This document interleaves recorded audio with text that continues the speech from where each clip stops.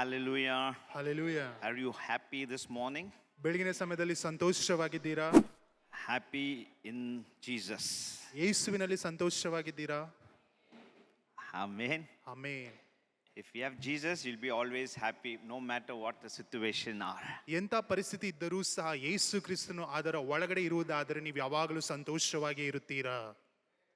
For all your problem is the only solution. ನಿಮ್ಮ ಎಲ್ಲಾ ಸಮಸ್ಯೆಗಳಿಗೆ ಆತನು ಒಬ್ಬನೇ ಪರಿಹಾರವಾಗಿದ್ದಾನೆ. You may be sad. ನೀವು ಒಂದು ವೇಳೆ ಸಂತೋಷ ಇಲ್ಲದಿರಬಹುದು. You may be having a need. ಇಲ್ಲವಾದ್ರೆ ನಿಮಗೆ ಏನೋ ಒಂದು ಅಗತ್ಯವಿರಬಹುದು. You may have a need of miracle or healing.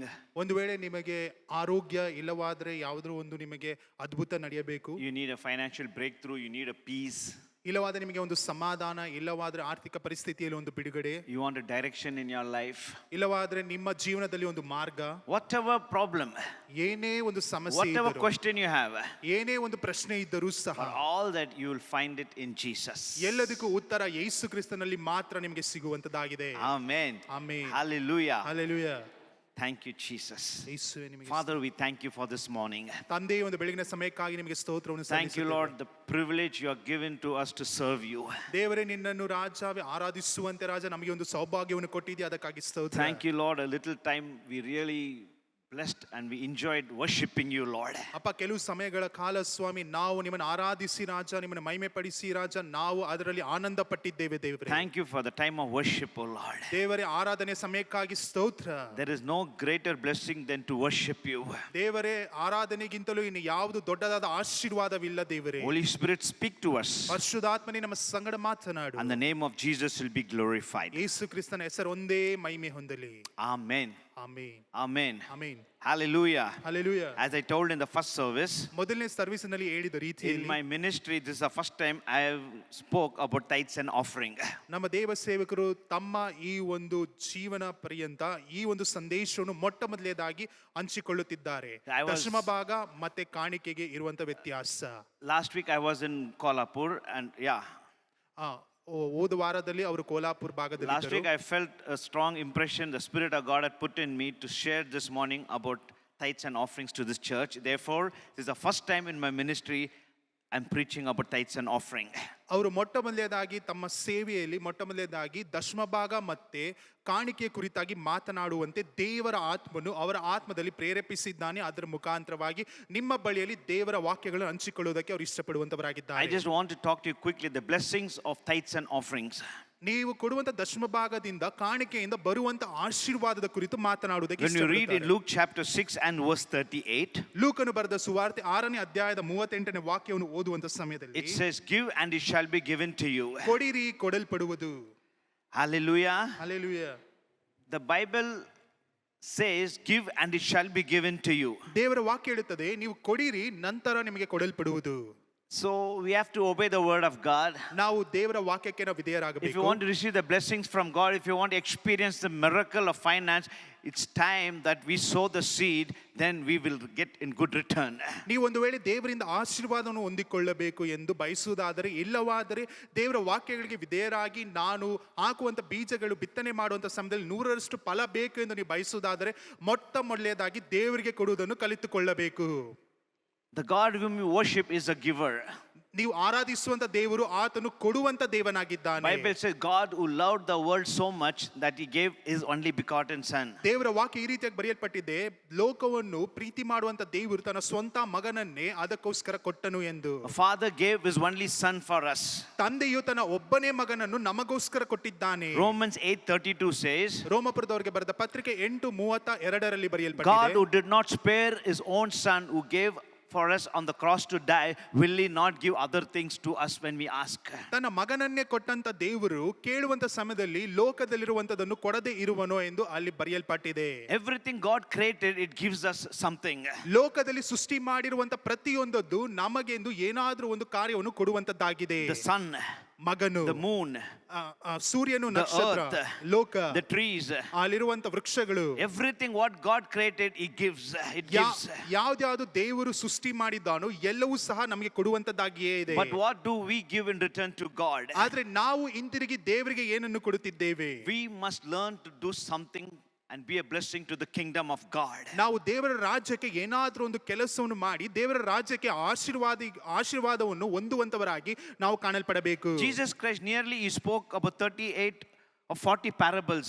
ಯೇಸು ಕ್ರಿಸ್ತನು ಸರಿಸುಮಾರು 38ರಿಂದ 40 ಸಾಮ್ಯಗಳನ್ನು ಆತನು ಈ ಲೋಕದಲ್ಲಿರುವಂತ ಸಮಯದಲ್ಲಿ ಆತನು ಹೇಳಿದ್ದಾನೆ. And the 16 parables Jesus spoke was about giving, about something about the connected to money and generosity. ಅಲ್ಲಿ ಯೇಸು ಕ್ರಿಸ್ತನು ಅಲ್ಲಿ ಸರಿಸುಮಾರು 16 ಅಲ್ಲಿ ಕಾರ್ಯಗಳನ್ನು ಆ ಸಾಮ್ಯ ರೂಪವಾಗಿ ಹೇಳುವಂತ ಸಮಯದಲ್ಲಿ ಆತನು ಹಣದ ಕುರಿತಾಗಿ ಅದು ಮಾತ್ರವಲ್ಲ ಪೂರ್ತಿ ಮನಸ್ಸಿನಿಂದ ಕೊಡುವುದರ ಕುರಿತಾಗಿ ಆತನು ಮಾತನಾಡಿದ್ದಾನೆ. Out of 38 parables, 38 ಅಲ್ಲಿ ಸಾಮ್ಯದಲ್ಲಿ 16 parables Jesus spoke something connected to money. 16 ಸಾಮ್ಯಗಳಲ್ಲಿ ಯೇಸು ಕ್ರಿಸ್ತನು ಹಣದ ಕುರಿತಾಗಿ ಆತನು ಮಾತನಾಡಿದ್ದಾನೆ. In the first service I gave 10 points about 10 parables about money, connected to money and giving and generosity, what Jesus spoke. ಮೊದಲನೇ ಸರ್ವಿಸ್ನಲ್ಲಿ ಯೇಸು ಕ್ರಿಸ್ತನು 10 ಬಗೆಯಾಗಿ 10 ಕಾರ್ಯಗಳನ್ನು ಹಣದ ಕುರಿತಾಗಿ ಮಾತನಾಡಿದ್ದನ್ನು ನಮ್ಮ ದೇವ ಸೇವಕರು ಮೊದಲನೇ ಸರ್ವಿಸ್ನಲ್ಲಿ ಅವರು ಹಂಚಿಕೊಂಡಿದ್ದಾರೆ. When you read in the Bible about prayer, it is mentioned about 470 times. ಅಲ್ಲಿ ನೀವು ಪ್ರಾರ್ಥನೆ ಎಂದು ನೀವು ಒಂದು ವಾಕ್ಯವನ್ನು ಓದುವಂತ ಸಮಯದಲ್ಲಿ ಸತ್ಯವೇದದಲ್ಲಿ ಸರಿಸುಮಾರು 470 ಬಾರಿ ಅದು ಬರೆಯಲ್ಪಟ್ಟಿದೆ. And in the Bible it talk about the word belief, faith, it is mentioned about 540 times. 540 ಬಾರಿ ಅಲ್ಲಿ ನಂಬಿಕೆ ನಿಜಸ್ಥಿತಿಯ ಕುರಿತಾಗಿ ಸತ್ಯವೇದದಲ್ಲಿ ಬರೆಯಲ್ಪಟ್ಟಿದೆ. But something connected to generosity, about giving and about money, the Bible talks about 2000 times. ಕೊಡುವುದ ಕುರಿತಾಗಿ ಅದು ಮಾತ್ರವಲ್ಲ ಸಂಪೂರ್ಣವಾಗಿ ಕೊಡುವಂತದ ಕುರಿತಾಗಿ ಅದು ಮಾತ್ರವಲ್ಲ ಆ ಹಣದ ಕುರಿತಾಗಿ ಸರಿಸುಮಾರು 2000 ಕಡೆ ಅದು ಸತ್ಯವೇದದಲ್ಲಿ ಬರೆಯಲ್ಪಟ್ಟಿದೆ. Hallelujah. Hallelujah. Hallelujah. We think, oh, prayer, fasting, faith is all more spiritual thing, sacred thing. ನಾವು ಪ್ರಾರ್ಥನೆ ಮಾಡುವಂಥದ್ದು ಉಪವಾಸ ಮಾಡುವಂಥದ್ದು ಅದು ಮಾತ್ರ ನಂಬಿಕೆ ಇಡುವಂಥದ್ದು ಅದು ಬಹಳ ಉತ್ತಮವಾದದ್ದು ಅದು ಮಾತ್ರವಲ್ಲ ಅದು ಪವಿತ್ರವಾದದ್ದು ಎಂದು ನಾವು ಅಂದುಕೊಳ್ಳುತ್ತೇವೆ. Yes, it is. ಹೌದು But ನಿಜ. other side, ಆದ್ರೆ ಇನ್ನೊಂದು ಭಾಗದಲ್ಲಿ the Bible spoke about money, about giving, about generosity 2000 times nearly. ಅಲ್ಲಿ ಇನ್ನೊಂದು ಭಾಗದಲ್ಲಿ ನೋಡಬೇಕಾದ್ರೆ ಕೊಡುವುದ ಕುರಿತಾಗಿ ಅದು ಮಾತ್ರವಲ್ಲ ಸಂಪೂರ್ಣವಾಗಿ ಕೊಡುವುದರ ಕುರಿತಾಗಿ ಅದು ಮಾತ್ರ ಹಣದ ಕುರಿತಾಗಿ 2000 ಕಡೆಗಳಲ್ಲಿ ವಾಕ್ಯಗಳಲ್ಲಿ ಬರೆಯಲ್ಪಟ್ಟಿದೆ. Hallelujah. Hallelujah. About prayer in the Bible only 470 times. ಪ್ರಾರ್ಥನೆ ಕುರಿತಾಗಿ ಬರೀ 470 ಬಾರಿ ಮಾತ್ರ ಬರೆಯಲ್ಪಟ್ಟಿದೆ. About faith only 540 times. ನಂಬಿಕೆಯ ಮುಖಾಂತರವಾಗಿ 540 ಕಡೆ ಮಾತ್ರ ಬರೆಯಲ್ಪಟ್ಟಿದೆ. But about money, ಆದ್ರೆ ಹಣದ nearly ವಿಷಯವಾಗಿ 2000 times. ಸರಿ ಸುಮಾರು 2000 ಕಡೆ ಬರೆಯಲ್ಪಟ್ಟಿದೆ. Where your treasure is, there your heart will be. ಎಲ್ಲಿ ನಿಮ್ಮ ಕಣಜಗಳು ಉಂಟೋ ಅಲ್ಲಿ ನಿಮ್ಮ ಹೃದಯಗಳು ಕಾಣಲ್ಪಡುತ್ತದೆ. Hallelujah. Hallelujah. God knows us in which area that should touch us. He emphasized on that. ದೇವರಿಗೆ ಚೆನ್ನಾಗಿ ಗೊತ್ತು ಯಾವ ಒಂದು ಜಾಗದಲ್ಲಿ ಯಾವ ಒಂದು ಭಾಗದಲ್ಲಿ ನಮ್ಮನ್ನು ಮುಟ್ಟಬೇಕು ಎಂದು ಅದಕ್ಕೆ ಮುಖ್ಯತ್ವವನ್ನು ದೇವರು ಕೊಟ್ಟಿದ್ದಾನೆ. Let's go to the book of Malachi. ನಾವು ಮಲಾಕಿಯ ಬರೆದ ಪ್ರವಾದನೆ ಗ್ರಂಥಕ್ಕೆ ನಮ್ಮ ಪುಸ್ತಕಗಳನ್ನು I ತಿರುಗಿಸಿಕೊಳ್ಳೋಣ. just want to give you a gist of it. ಅದಕ್ಕೆ ಕೆಲವು ಕಾರ್ಯಗಳನ್ನು Because ಹೇಳುವುದಕ್ಕೆ already I spoke more about in the first service. ಮೊದಲನೇ ಸರ್ವಿಸ್ನಲ್ಲಿ ಈಗಾಗಲೇ ನಮ್ಮ ದೇವ ಸೇವಕರು ಮಾತನಾಡಿದ್ದಾರೆ. The Bible in the book of Malachi chapter 1 ಮಲಾಕಿಯ ಬರೆದ ಪ್ರವಾದನೆ ಗ್ರಂಥ 1ನೇ ಅಧ್ಯಾಯ and verse 1. 1ನೇ ವಾಕ್ಯ. The Bible says the word of the Lord came to Israel by Malachi. ಯೆಹೋವನು ಇಸ್ರಾಯೇಲರನ್ನು ಕುರಿತು ಮಲಾಕಿಯ ಮೂಲಕ ನುಡಿದ ದೈವೋಕ್ತಿ. The word of the Lord came to Israel.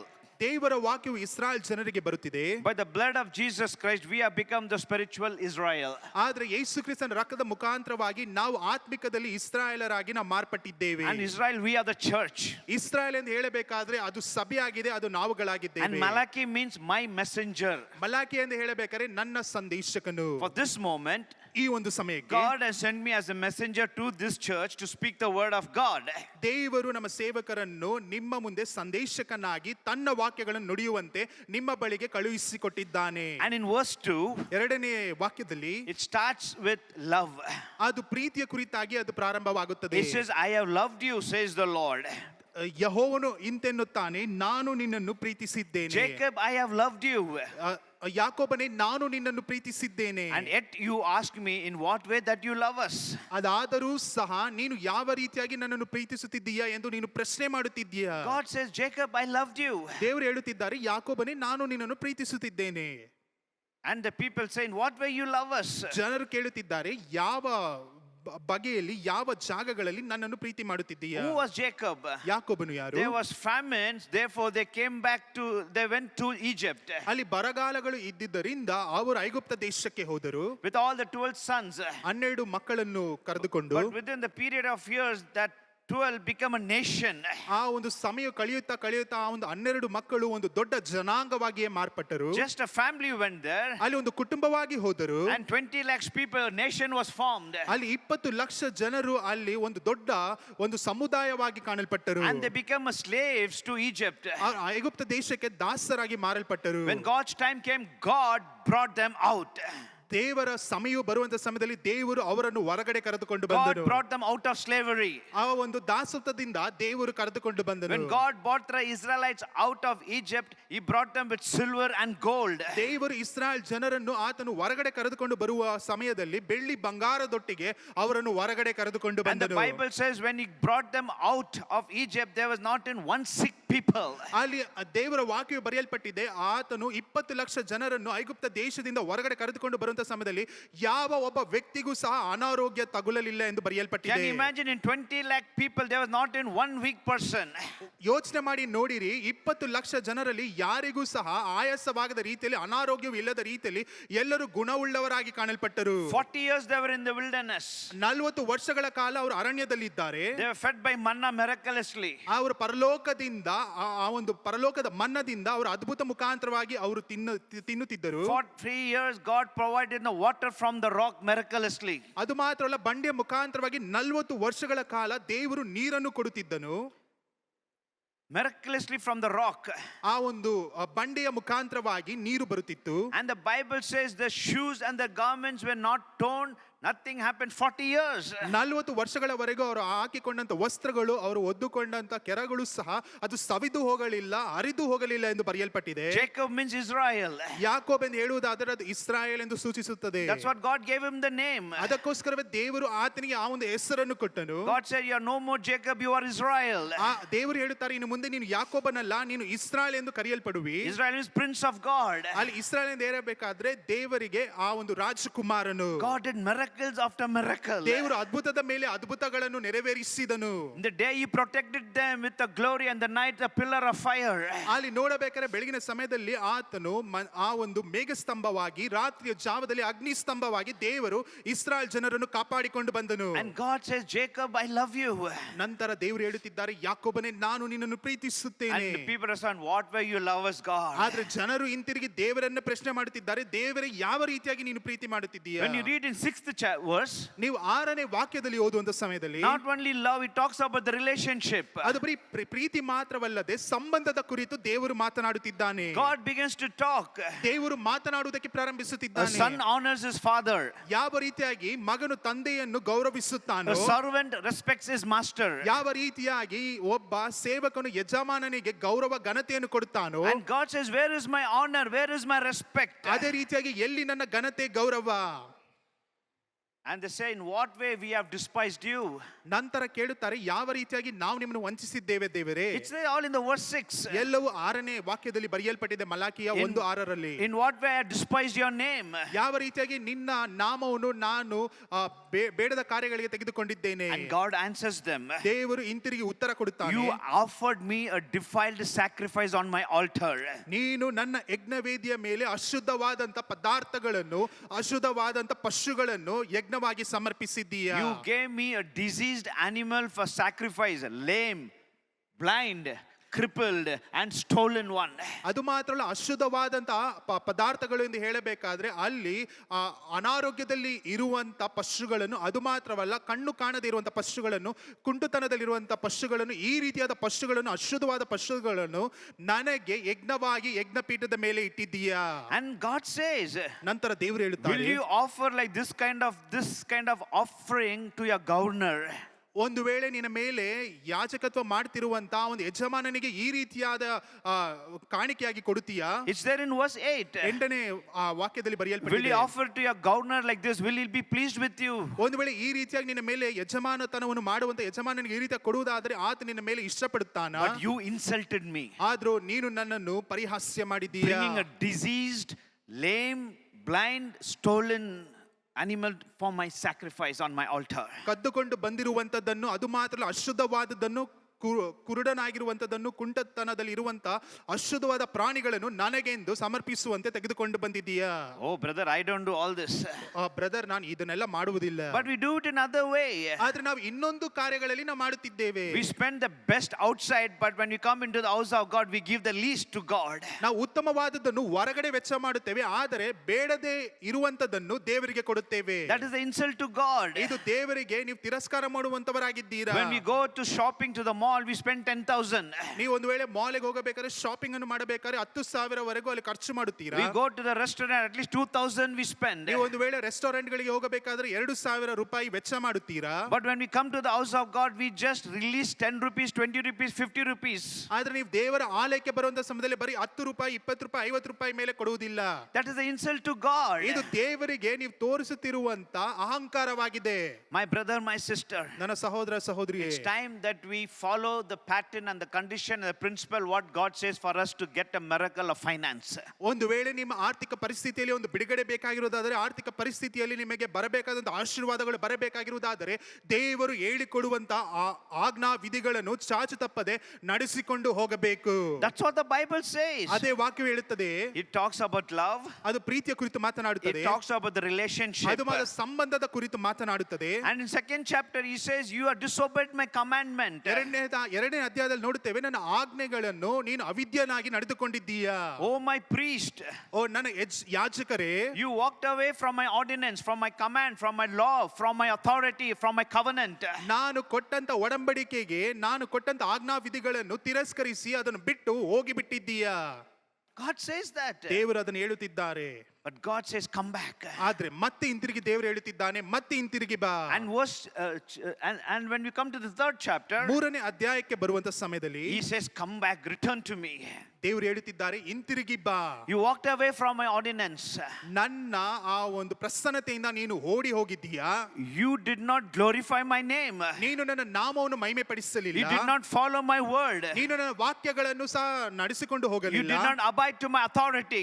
ನನ್ನಲ್ಲಿ ಇದಂತ ಅಧಿಕಾರಕ್ಕೂ ಸಹ ನೀನು ಕಿವಿಗೊಡಲಿಲ್ಲ. You never walked with my covenant. ನೀನು ನನ್ನ ಒಡಂಬಡಿಕೆಗೆ ನೀನು ನಡೆದುಕೊಂಡು ನೀನು ತೋರಿಸಲಿಲ್ಲ. You disobeyed me. ನೀನು ನನಗೆ ಅಗೌರವವನ್ನು ತೋರಿಸಿದ್ದೀಯಾ. But I have come to you. ಆದ್ರೆ ಮತ್ತೆ ಹಿಂತಿರುಗಿ ನಾನು ನಿನ್ನ ಬಳಿಗೆ ಬಂದಿದ್ದೇನೆ. He says, return to me. ನಂತರ ಹಿಂತಿರುಗಿ ಬಾ. That's what in third chapter God says. ಅದನ್ನೇ ಮೂರನೇ ಅಧ್ಯಾಯದಲ್ಲಿ ದೇವರು ಹೇಳುತ್ತಿದ್ದಾನೆ. He says in verse 7, 7ನೇ ವಾಕ್ಯದಲ್ಲಿ ಬರೆಯಲ್ಪಟ್ಟಿದೆ, return to me and I will return to you. ನೀನು ನನ್ನ ಬಳಿಗೆ ಬಾ, ನಾನು ಮತ್ತೆ ಹಿಂತಿರುಗಿ ನಿನ್ನ ಬಳಿಗೆ ಬರುವಂತವನಾಗಿರುತ್ತೇನೆ. In what way shall we return? People ask God. ಜನರು ದೇವರನ್ನು ನೋಡಿ ಕೇಳುತ್ತಾರೆ, ಯಾವ ರೀತಿಯಾಗಿ ನಾನು ನಿನಗೆ ಮತ್ತೆ ಹಿಂತಿರುಗಿ ಬರುವುದಕ್ಕೆ ಸಾಧ್ಯ? Because you did not follow my word, therefore the curse is come upon your blessing. ನೀನು ನನ್ನ ಮಾತುಗಳಿಗೆ ಕಿವಿಗೊಡದೆ ಇರುವುದರಿಂದ ನಿನ್ನ ಸಂತತಿಯ ಮೇಲೆ ಶಾಪವು ಬಂದಿದೆ. And in what way we have to return to you, they ask. ಅವರು ಅದಕ್ಕೋಸ್ಕರ ಜನರು ದೇವರ ಬಳಿಯಲ್ಲಿ ಕೇಳುತ್ತಾರೆ, ಯಾವ ರೀತಿಯಾಗಿ ನಾನು ಹಿಂತಿರುಗಿ ಬರಬೇಕು? And in what way we have robbed you? ಯಾವ ವಿಷಯದಲ್ಲಿ ನಾವು ನಿನ್ನಿಂದ ಕಸಿದುಕೊಂಡಿದ್ದೇವೆ? And God says, ನಂತರ ದೇವರು ಹೇಳುತ್ತಾನೆ, you know, God did not give his son to die on the cross so that people will end up living under the curse. ದೇವರು ತನ್ನ ಸ್ವಂತ ಮಗನನ್ನು ಶಿಲುಬೆಗೆ ಆತನು ಒಪ್ಪಿಸಿಕೊಡಲಿಲ್ಲ, ಜನರು ಪಾಪದಲ್ಲಿಯೇ ಜೀವನ ಮಾಡಬೇಕೆಂದು. And he says, return to me. ಅದಕ್ಕೋಸ್ಕರ ದೇವರು ಹೇಳುತ್ತಿದ್ದಾನೆ, ಶಾಪದಿಂದ ವಿಮುಕ್ತರಾಗಬೇಕೆಂಬುದಕ್ಕೋಸ್ಕರವೇ ದೇವರು ಹೇಳುತ್ತಿದ್ದಾನೆ, ಹಿಂತಿರುಗಿ ಬಾ. He says, I want to bless you. ದೇವರು ಹೇಳುತ್ತಿದ್ದಾರೆ, ನಾನು ನಿನ್ನನ್ನು I ಆಶೀರ್ವದಿಸಬೇಕು, want to build you. ನಾನು ನಿನ್ನನ್ನು ಮತ್ತೆ ಪುನಃ ಕಟ್ಟಬೇಕು, I want to give you everything. ನನ್ನಲ್ಲಿರುವಂತದ್ದೆಲ್ಲವೂ ನಿನಗೆ ಕೊಡಬೇಕು. But you disobeyed me. ಆದರೂ ನೀನು ಅಗೌರವವನ್ನು ತೋರಿಸಿದ್ದೀಯ. You walked away from my ordinance. ನೀನು ನನಗೂ ನಿನಗಿದ್ದಂತ ಒಡಂಬಡಿಕೆಯಿಂದ ನೀನು ದೂರವಾಗಿ ಹೋಗಿದ್ದೀಯ. Therefore I cannot bless you. ಅದರ ನಿಮಿತ್ತವಾಗಿ ನಾನು ನಿನ್ನನ್ನು ಆಶೀರ್ವದಿಸುವುದಕ್ಕೆ ಸಾಧ್ಯವಿಲ್ಲ. Therefore you experience curse. ಅದರ ಮುಖಾಂತರವಾಗಿ ನೀನು ಶಾಪವನ್ನು ಅನುಭವಿಸುತ್ತಲೇ ಇದೀಯಾ. And God gives a suggestion. ದೇವರು ಅದಕ್ಕೆ ಒಂದು ಪರಿಹಾರವನ್ನು ಕೊಡುತ್ತಿದ್ದಾರೆ. And in verse 7 he says, return to me. 7ನೇ ವಾಕ್ಯದಲ್ಲಿ ದೇವರು ಹೇಳುತ್ತಿದ್ದಾರೆ, ನನ್ನ ಬಳಿಗೆ ಹಿಂತಿರುಗಿ ಬಾ. How can I return? ಯಾವ ರೀತಿಯಾಗಿ ಹಿಂತಿರುಗಿ ಬರುವುದು ದೇವರೇ? In what way I despised your name? ಯಾವ ರೀತಿಯಾಗಿ ನಾನು ನಿನ್ನ ನಾಮಕ್ಕೆ ಅಗೌರವವನ್ನು ತಂದೆನು? And God says, you robbed me. ದೇವರು ಹೇಳುತ್ತಾರೆ, ನನ್ನಿಂದ ನೀನು ಕಸಿದುಕೊಂಡಿದ್ದೀಯಾ. And in what way we have robbed you? ಯಾವ ವಿಷಯದಲ್ಲಿ ನಾವು ನಿಮ್ಮಿಂದ ಕಸಿದುಕೊಂಡಿದ್ದೇವೆ ದೇವರೇ. And God says, ದೇವರು ಹೇಳುತ್ತಾರೆ, in tithes and offerings you have robbed from me. ದಶಮ ಭಾಗ ಕೊಡುವುದರಲ್ಲಿಯೂ ಕಾಣಿಕೆ ಸಮರ್ಪಿಸುವುದರಲ್ಲಿಯೂ ನೀನು ನನ್ನಿಂದ ಕಸಿದುಕೊಂಡಿದ್ದೀಯಾ. And in verse 10 God says, 10ನೇ ವಾಕ್ಯದಲ್ಲಿ ದೇವರು ಹೇಳುತ್ತಾರೆ, for all your solution ಇದಕ್ಕೆ ಎಲ್ಲದಕ್ಕೂ ಪರಿಹಾರ, you have despised my name, ನೀನು ನನ್ನ ನಾಮಕ್ಕೆ ಅಗೌರವವನ್ನು you ತಂದಿದ್ದೀಯಾ. have insulted me with a defiled sacrifice on the altar. ಅದು ಮಾತ್ರವಲ್ಲ, ನನ್ನ ಆ ಒಂದು ಯಜ್ಞಪೀಠದ ಮೇಲೆ ಅಶುದ್ಧವಾದ ಪಶುಗಳನ್ನು ಕೊಟ್ಟು ನನಗೆ ಅಗೌರವವನ್ನು You ತಂದಿದ್ದೀಯಾ. walked away from my covenant. ನೀನು ನಿನಗೂ ನನಗೂ ಇದ್ದಂತ ಒಡಂಬಡಿಕೆಯಿಂದ ದೂರವಾಗಿದ್ದೀಯಾ. You walked away from my authority. ಅದು ಮಾತ್ರವಲ್ಲ, ನನಗಿರುವಂತ ಅಧಿಕಾರದಿಂದಲೂ ದೂರವಾಗಿದ್ದೀಯಾ. You left me. ನೀನು ನನ್ನನ್ನು ಮಧ್ಯದಲ್ಲಿ ಬಿಟ್ಟು ಓಡಿ ಹೋಗಿದ್ದೀಯಾ. And God says, ನಂತರ ದೇವರು return ಹೇಳ್ತಾರೆ, to me ಹಿಂತಿರುಗಿ ಬಾ, and bring your tithes and offerings to the storehouse. ನೀನು ದೇವರ ಪೀಠಕ್ಕೆ ಆತನಿಗೆ ಸಲ್ಲಿಸಬೇಕಾದಂತ ದಶಮ ಭಾಗವನ್ನು ಕಾಣಿಕೆಯನ್ನು ಹಿಂತಿರುಗಿ ತೆಗೆದುಕೊಂಡು ಬಂದು ಸಲ್ಲಿಸು. And God says in verse 10, ದೇವರು 10ನೇ ವಾಕ್ಯದಲ್ಲಿ ಹೇಳುತ್ತಿದ್ದಾರೆ, bring all your tithes and offerings into my storehouse. ನೀವು ನಿಮ್ಮ ದಶಮ ಭಾಗವನ್ನು ಎಲ್ಲವನ್ನು ದೇವರ ಮಂಜುಷದ ಒಳಗೆ ತೆಗೆದುಕೊಂಡು ಬನ್ನಿರಿ. And God says, test me and see. ದೇವರು ಹೇಳುತ್ತಾರೆ, ಅದು ಮಾತ್ರವಲ್ಲದೆ ನನ್ನನ್ನು ಪರೀಕ್ಷಿಸಿ ನೋಡು, Try me and see. ನನ್ನನ್ನು ಪರೀಕ್ಷಿಸಿ ನೋಡು. Everywhere in the Bible says, do not test me. ಪ್ರತಿಯೊಂದು ಬಾರಿಯೂ ದೇವರ ವಾಕ್ಯದಲ್ಲಿ ಬರೆಯಲ್ಪಟ್ಟಿದೆ, ಎಂದಿಗೂ ದೇವರನ್ನು ಪರೀಕ್ಷಿಸಬಾರದೆಂದು. But God does like this and he says, I challenge you by your tithes and offering, test me and say, will I not bless you when you give? ದೇವರು ನಿನಗೆ ಸವಾಲನ್ನು ಒಡ್ಡುತ್ತಿದ್ದಾರೆ, ನೀನು ಒಂದು ವೇಳೆ ನಿನ್ನ ದಶಮ ಭಾಗವನ್ನು ನಿನ್ನ ಕಾಣಿಕೆಯನ್ನು ನನಗೆ ಸಲ್ಲಿಸುವುದಾದರೆ ಪರೀಕ್ಷಿಸಿ ನೋಡು, ನಾನು ನಿನ್ನನ್ನು ಆಶೀರ್ವದಿಸದೆ ಇರುವೆನೋ. Test me in what? ನನ್ನನ್ನು ಯಾವುದರಲ್ಲಿ ಪರೀಕ್ಷಿಸು. Test me and try about God in what way? ದೇವರನ್ನು ಯಾವ ವಿಷಯದಲ್ಲಿ ಪರೀಕ್ಷಿಸಿ ನೋಡಬಹುದು? In tithes and offerings. ಕೊಡುವಂತ ದಶಮ ಭಾಗದಲ್ಲಿ, ಕಾಣಿಕೆಯಲ್ಲಿ ಮಾತ್ರವೇ. Hallelujah. Hallelujah. God says, test me and see with your tithes and offerings. ದೇವರು ನನ್ನನ್ನು ಪರೀಕ್ಷಿಸಿ ನೋಡು, ನೀನು ಕೊಡುವಂತ ದಶಮ ಭಾಗದಲ್ಲಿ, ಕಾಣಿಕೆಯಲ್ಲಿ. I encourage you this morning. ನಾನು ನಿಮ್ಮನ್ನು ಉತ್ಸಾಹ ಪಡಿಸುತ್ತೇನೆ. You want to be blessed? ನೀವು ಒಂದು ವೇಳೆ ಆಶೀರ್ವಾದವನ್ನು ಹೊಂದಿಕೊಳ್ಳಬೇಕಾ? Bring your tithes and offerings to the storehouse. ದೇವರ ಬಳಿಗೆ, ಆತನ ಮಂದಿರದ ಒಳಗೆ ಆತನಿಗೆ ಕೊಡಬೇಕಾದಂತ ದಶಮ ಭಾಗವನ್ನು, ಕಾಣಿಕೆಯನ್ನು ತಂದು ಸಲ್ಲಿಸಿರಿ. This is not a prosperity gospel. ಇದು ಏನೋ ನಿಮಗೆ ಸಮೃದ್ಧಿಕರವಾದಂತ ದೇವ ಸಂದೇಶ. What I'm sharing to you this morning, ಈ ಒಂದು ಬೆಳಗಿನ ಸಮಯದಲ್ಲಿ ಸಾರುವಂತ ಸಂದೇಶ. there are some church ethics. Are there some church ethics and church doctrines we have to be spoken in the church? ಸಭೆಗಳಲ್ಲಿ ಕೆಲವೊಂದು ವಾಕ್ಯಗಳು, ಕೆಲವೊಂದು ಮಾತುಗಳನ್ನು ಮಾತನಾಡಬೇಕು. ಸಭೆಗಳಿಗೆ ಅದು ಬೇಕಾಗಿರುವಂತ ಮಾತುಗಳಾಗಿವೆ. Hallelujah. Hallelujah. Directly or indirectly, I am talking to you how you can become rich.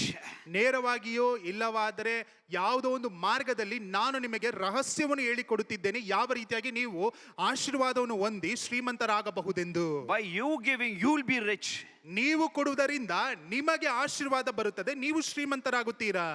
Hallelujah. Hallelujah. While you're giving, pastor or myself, we don't become rich. God is blessing us. When you give to God, you're giving it to God and God is going to bless you. ನೀವು ಕೊಡುವುದರಿಂದ ದೇವ ಸೇವಕರಾಗಲಿ ಇಲ್ಲವಾದರೆ Jude pastor ಆಗಲಿ ಅವರು ಶ್ರೀಮಂತರಾಗುತ್ತಿಲ್ಲ. ನೀವು ದೇವರಿಗೆ ಕೊಡುವುದರಿಂದ ದೇವರು ಅದನ್ನು ನೋಡಿ ನಿಮ್ಮನ್ನು ಆಶೀರ್ವದಿಸುವಂತವನಾಗಿದ್ದಾನೆ. Hallelujah. Hallelujah. In the Bible, when you see when they bring the tithes and offering, that was a blessing to do certain things in the temple of God. ಅವರು ದೇವರ ಆಲಯಕ್ಕೆ ದೇವರಿಗೆ ದಶಮ ಭಾಗವನ್ನು, ಕಾಣಿಕೆಯನ್ನು ತೆಗೆದುಕೊಂಡು ಬರುವಂತ ಸಮಯದಲ್ಲಿ ಅವರಿಗೆ ಆಶೀರ್ವಾದಕರವಾಗಿಯೂ, ಅದು ಮಾತ್ರ ಸಭೆಯಲ್ಲಿ ಕೆಲವು ಕಾರ್ಯಗಳನ್ನು ನಡೆಸುವುದಕ್ಕೆ ಅದು ಸಹಾಯವಾಗುತ್ತಿತ್ತು. Because so many things, so many needs are there in the sanctuary, in the temple of God, to do so many things there. ದೇವರ ಮಂದಿರದಲ್ಲಿ ಕೆಲವು ಕಾರ್ಯಗಳು, ಅನೇಕ ಕಾರ್ಯಗಳು ಉಂಟು, ಅದಕ್ಕೆ ಮಾಡುವುದಕ್ಕೋಸ್ಕರ ಅದು ಸಹಾಯಕರವಾಗಿರುತ್ತದೆ. The priest have to get his portion, the Levites have to get his portion. That is only when the people give, it's been distributed in the temple. ಅಲ್ಲಿ ಕೆಲಸ ಮಾಡುವಂತ ಯಾಜಕರಿಗೂ ಅದರಿಂದ ಒಂದು ಭಾಗ ಬರುತ್ತಿತ್ತು, ಅದರಿಂದ ಅವರು ಸಹ ಅವರ ಕುಟುಂಬಗಳನ್ನು ನಡೆಸಬಹುದಿತ್ತು, ಅದರ ಮುಖಾಂತರವಾಗಿ ಅವರು ಸಹ ಸೇವೆ ಮಾಡುತ್ತಿದ್ದರು ಆ ಸಮಯಗಳಲ್ಲಿ. When you see even in the New Testament church, we see in the early church how it happened. ನಾವು ಸಹ ಹೊಸ ಒಡಂಬಡಿಕೆಯಲ್ಲಿ ಆ ಹೊಸದಾಗಿ ನಿರ್ಮಾಣವಾದಂತ ಸಭೆಯಲ್ಲಿಯೂ ಸಹ ನಾವು ನೋಡುತ್ತೇವೆ ಯಾವ ರೀತಿಯಾಗಿ ಅವರು ದಶಮ ಭಾಗ ಕೊಡುವುದರಲ್ಲಿಯೋ, ಕಾಣಿಕೆ ಕೊಡುವುದರಲ್ಲಿಯೋ ಅವರು ನಿರತರಾಗಿದ್ದರು ಎಂದು. The church had so many needs. ಅಲ್ಲಿ ಆ ಒಂದು ಸಭೆಯಲ್ಲಿ, ನೂತನವಾದಂತ ಸಭೆಗಳಲ್ಲಿಯೂ ಸಹ ಅನೇಕ ಕಾರ್ಯಗಳಿತ್ತು ಅವರಿಗೂ. The church have to pay the electricity bill. ಅಲ್ಲಿ ಇದ್ದಂತ ಸಭೆಗಳಿಗೂ ಸಹ ಅಲ್ಲಿ ಎಲೆಕ್ಟ್ರಿಸಿಟಿ ಬಿಲ್ ಅನ್ನು ಕೊಡಬೇಕಿತ್ತು. The church have to pay for certain preachers and leaders. ಅಲ್ಲಿ ಸಭೆಯು ಸಹ ಬರುವಂತ ದೇವ ಸೇವಕರಿಗೂ ಅಲ್ಲಿ ಸಂದೇಶಕರಿಗೂ ಅಲ್ಲಿ ಕೊಡಬೇಕಿತ್ತು. So many needs are there. ಅನೇಕ ಬಯಕೆಗಳಿತ್ತು. When you give, ನೀವು ಕೊಡುವಂತ ಸಮಯದಲ್ಲಿ God will bless and give it back to you. ದೇವರು ನಿಮ್ಮನ್ನು ಆಶೀರ್ವದಿಸಿ ಹಿಂತಿರುಗಿ ಕೊಡುವಂತವನಾಗಿದ್ದಾನೆ. Hallelujah. Hallelujah. You're giving, I don't get rich. If I give, then only I'll get rich. ನೀವು ಕೊಡುವುದರಿಂದ ದೇವ ಸೇವಕರು ಅವರು ಶ್ರೀಮಂತರಾಗುವುದಿಲ್ಲ. ಅವರು ಕೊಡುವುದರಿಂದ ಅವರಿಗೆ ದೇವರು ಆಶೀರ್ವಾದ ಮಾಡಿ ಅವರಿಗೆ ಬರಬೇಕಾದಂತ ಬಹುಮಾನವನ್ನು ಕೊಡುವಂತವನಾಗಿದ್ದಾನೆ. Hallelujah. Hallelujah. Because today you'll give, tomorrow you'll not give. ಯಾಕಂದ್ರೆ ಇವತ್ತು ಕೊಡಬಹುದು, ನಾಳೆ ಕೊಡದೇ ಇರಬಹುದು. If you give, you'll give according to your pocket. ನೀವು ಕೊಡುವಂತ ಅಳತೆಯಿಂದಲೇ ಹಿಂತಿರುಗಿ ದೇವರು ನಿಮಗೆ ಕೊಡುವಂತವನಾಗಿದ್ದಾನೆ. My giving will bring blessing from God, not your giving. ನೀವು ಕೊಡುವುದರಿಂದ ಅವರಿಗೆ ಆಶೀರ್ವಾದ ಉಂಟಾಗುವುದಿಲ್ಲ, ಅವರು ಕೊಡುವುದರಿಂದ ದೇವರು ಅವರನ್ನು ಆಶೀರ್ವದಿಸುವಂತವನಾಗಿದ್ದಾನೆ. Hallelujah. Hallelujah. Hallelujah. Hallelujah. Before I go further, ಮುಂದಕ್ಕೆ ಹೋಗೋದಕ್ಕಿಂತ ಮುಂಚಿತವಾಗಿ I want to tell you the difference between tithes and offerings. ಈ ಒಂದು ದಶಮ ಭಾಗಕ್ಕೂ ಕಾಣಿಕೆಗೂ ಇರುವಂತ ವ್ಯತ್ಯಾಸದ ಕುರಿತು ಹೇಳುವುದಕ್ಕೆ ಇಷ್ಟಪಡುತ್ತೇನೆ. Tithes is giving a 10% to God. ದಶಮ ಭಾಗ ಎಂದರೆ 100ರಲ್ಲಿ 10ರಷ್ಟು ದೇವರಿಗೆ ಕೊಡುವಂತದ್ದಾಗಿದೆ. It is a command of God. ಅದು ದೇವರು ಕೊಟ್ಟಂತ ಆಜ್ಞೆಯಾಗಿದೆ. God commanded, whether you like it or not, you have to give it to God. ನಿಮಗೆ ಇಷ್ಟವಿದೆಯೋ ಇಲ್ಲವೋ ದೇವರು ಆಜ್ಞೆ ಮಾಡಿದ್ದಾರೆ, ಅದು ದೇವರಿಗೆ ಕೊಡಲೇಬೇಕು. Tithe means it belongs to God. ದಶಮ ಭಾಗ ಎಂದರೆ ಅದು ದೇವರಿಗೆ ಸಮರ್ಪಿತವಾಗಿದೆ. In the Garden of Eden, ಆ ಒಂದು ಏದೇನ್ ತೋಟದಲ್ಲಿ God created everything. ದೇವರು ಎಲ್ಲವನ್ನು ಸೃಷ್ಟಿ ಮಾಡಿದನು. Before that, God blessed Adam and he brought them into the garden. ಅಲ್ಲಿ ದೇವರು ಮೊಟ್ಟ ಮೊದಲನೇದಾಗಿ ಆದಾಮನಿಗೆ ಆಶೀರ್ವಾದವನ್ನು ಮಾಡಿ ಅದ ನಂತರ ಮಾತ್ರವೇ ಆದಾಮನನ್ನು ಏದೇನ್ ತೋಟಕ್ಕೆ ಕರೆದುಕೊಂಡು ಬಂದನು. The Bible says God blessed them and he brought them into the garden and put them there. ದೇವರ ವಾಕ್ಯ ಹೇಳುತ್ತದೆ, ಮೊಟ್ಟ ಮೊದಲನೇದಾಗಿ ಆದಾಮನನ್ನು ಆಶೀರ್ವದಿಸಿ ನಂತರ ಏದೇನ್ ತೋಟಕ್ಕೆ ಆತನನ್ನು ಕರೆದುಕೊಂಡು It's ಬಂದನು. not that when they came to the garden they were blessed. ಅಲ್ಲಿ ಈ ರೀತಿಯಾಗಿ ಇಲ್ಲ, ಅವರು ಆ ಒಂದು ತೋಟಕ್ಕೆ ಬಂದ ನಂತರ ಮಾತ್ರವೇ ಅವರಿಗೆ ಆಶೀರ್ವಾದ ಉಂಟಾಯಿತೆಂದು. God had already blessed them. ದೇವರು ಈಗಾಗಲೇ ಅವರನ್ನು ಆಶೀರ್ವದಿಸಿ Then he brought them to the Garden of Eden. ನಂತರ ಏದೇನ್ ತೋಟಕ್ಕೆ ಆತನನ್ನು ಕರೆದುಕೊಂಡು ಬಂದನು. My brother, my sister, ನನ್ನ ಸಹೋದರ it's ಸಹೋದರಿ, not because of your effort or because of your hard work you are blessed. First of all, there should be a blessing upon you. Then only you will experience blessing. ನೀನು ಮಾಡುವಂತ ಪ್ರಯಾಸದಿಂದ, ನೀನು ಕಷ್ಟಪಡುವುದರಿಂದ ನಿನಗೆ ಆಶೀರ್ವಾದ ಬರುತ್ತದೆ ಎಂದು ನೀನು ಅಂದುಕೊಳ್ಳಬೇಡ. ಮೊಟ್ಟ ಮೊದಲನೇದಾಗಿ ಆ ಒಂದು ಆಶೀರ್ವಾದವು ನಿನ್ನ ಶಿರಸ್ಸಿನ ಮೇಲೆ ಕಾಣಲ್ಪಡಬೇಕು. ಅದು ಇದ್ರೆ ಮಾತ್ರವೇ ನಿನಗೆ ಆಶೀರ್ವಾದ ಉಂಟಾಗುತ್ತದೆ. Hallelujah. Hallelujah. And God blessed them with everything. ದೇವರು ಅವರನ್ನು ಎಲ್ಲದರಿಂದ There ಆಶೀರ್ವದಿಸಿದನು. were hundreds of trees and vegetables were there. ಅಲ್ಲಿ 100ರಷ್ಟು 100 ಗಟ್ಟಲೆ ಅಲ್ಲಿ ಹಣ್ಣುಗಳು ಇದ್ದವು. ಅದು ಮಾತ್ರವಲ್ಲ, ಕಾಯಿ ಪಲ್ಯಗಳು ಸಹ And God ಕಾಣಲ್ಪಟ್ಟವು. said, you can eat anything and enjoy in this garden. ಅಲ್ಲಿ ದೇವರು ಅವರಿಗೆ ಹೇಳಿದನು, ನೀನು ಏನು ಬೇಕಾದ್ರೂ ತಿನ್ನಬಹುದು, ಅದರಲ್ಲಿ ಆನಂದ ಪಡಬಹುದು. But one tree that you don't touch, ಆದ್ರೆ ಒಂದು ಮರ ಮಾತ್ರ ನೀನು ಮುಟ್ಟಬಾರದು. that belongs to me. ಅದು ನನಗೆ ಸಮರ್ಪಿತವಾಗಿದೆ. Hallelujah. Hallelujah. That is the tithe. ಅದೇ ದಶಮ ಭಾಗವಾಗಿದೆ. It's a symbol of the tithe. ಅದು ದಶಮ ಭಾಗಕ್ಕೆ ಹೋಲಿಕೆಯಾಗಿದೆ. What belongs to God, we should not touch it. ಯಾವುದು ದೇವರಿಗೆ ಸಮರ್ಪಿತವಾಗಿದೆಯೋ ಅದನ್ನು ನಾವು ಮುಟ್ಟಲೇಬಾರದು. But what man did, he left everything and he ate that, and curse came upon them. ಆದ್ರೆ ಮನುಷ್ಯನು ಏನ್ ಮಾಡಿದನೋ ಅದೆಲ್ಲವನ್ನು ಬಿಟ್ಟು ಅದನ್ನೇ ಹೋಗಿ ತಿಂದನು. ಅದರ ಮುಖಾಂತರವಾಗಿ ಶಾಪವು ಬಂದಿತು. Hallelujah. Hallelujah. We should not touch what belongs to God. ನಾವು ದೇವರಿಗೆ ನೇಮಕವಾಗಿರುವಂತದ್ದನ್ನು ಎಂದಿಗೂ ಮುಟ್ಟಬಾರದು. Amen. Amen. Bible says, ವಾಕ್ಯ ಹೇಳುತ್ತದೆ, honor your Lord your God with the first fruit with all your substance. ಪ್ರಥಮ ಫಲದಿಂದ ನಿನ್ನ ದೇವರಾದ ಯೆಹೋವನನ್ನು ಗೌರವಿಸು. It is the first fruit that we have to give it to God. ಮೊಟ್ಟ ಮೊದಲನೇದಾಗಿ ಬರುವಂತ ಪ್ರಥಮ ಫಲದಿಂದ ದೇವರಿಗೆ ನಾವು ಗೌರವವನ್ನು ಸಲ್ಲಿಸಬೇಕು. When you get your monthly income, the first thing that you have to do is take the 10% separate and keep it to God and say, this belongs to you, God, I will not touch that. ನಿಮಗೆ ತಿಂಗಳಿನಲ್ಲಿ ಸಂಬಳ ಬರುವಂತ ಸಮಯದಲ್ಲಿ 100ರಲ್ಲಿ 10 ತೆಗೆದುಕೊಂಡು ದೇವರಿಗೆ ಎಂದು ಇಟ್ಟು, ದೇವರೇ ಎಂತ ಕಷ್ಟ ಬಂದರೂ ಅದನ್ನು ಮುಟ್ಟುವುದಿಲ್ಲ, ದೇವರೇ ಇದು ನಿನಗೆಂದು ಎಂದು ಇಡಬೇಕು. Brother, I get 40,000 but my expenses are 50,000. Brother, ನನಗೆ ಬರುವಂತದ್ದು 40,000, ಆದ್ರೆ ನನಗೆ ಬೇಕಾಗಿರುವಂತ ಖರ್ಚಿಗೆ ಬೇಕಾಗಿರುವಂತದ್ದು 50,000. That is your problem. ಅದು ನಿಮ್ಮ ಸಮಸ್ಯೆ. Because man is always greedy. ಯಾಕಂದ್ರೆ ಮನುಷ್ಯನು ಯಾವಾಗಲೂ ಆತನು ಬೇಕು ಎಂದು He ಬಯಕೆಯುಳ್ಳವನಾಗಿದ್ದಾನೆ. always wants more. ಆತನಿಗೆ ಅಧಿಕವಾಗಿ ಬೇಕು ಎಂದು ತೋರಿಸುವಂತವನು. God will not give you what you want. God will give you what you need. ದೇವರು ನಿನಗೆ ಯಾವುದು ಬೇಕು ಎಂಬುದ ಕುರಿತಾಗಿ ಆತನು ಆಲೋಚನೆ ಮಾಡಿ ಅದನ್ನು ಕೊಡುವುದಿಲ್ಲ.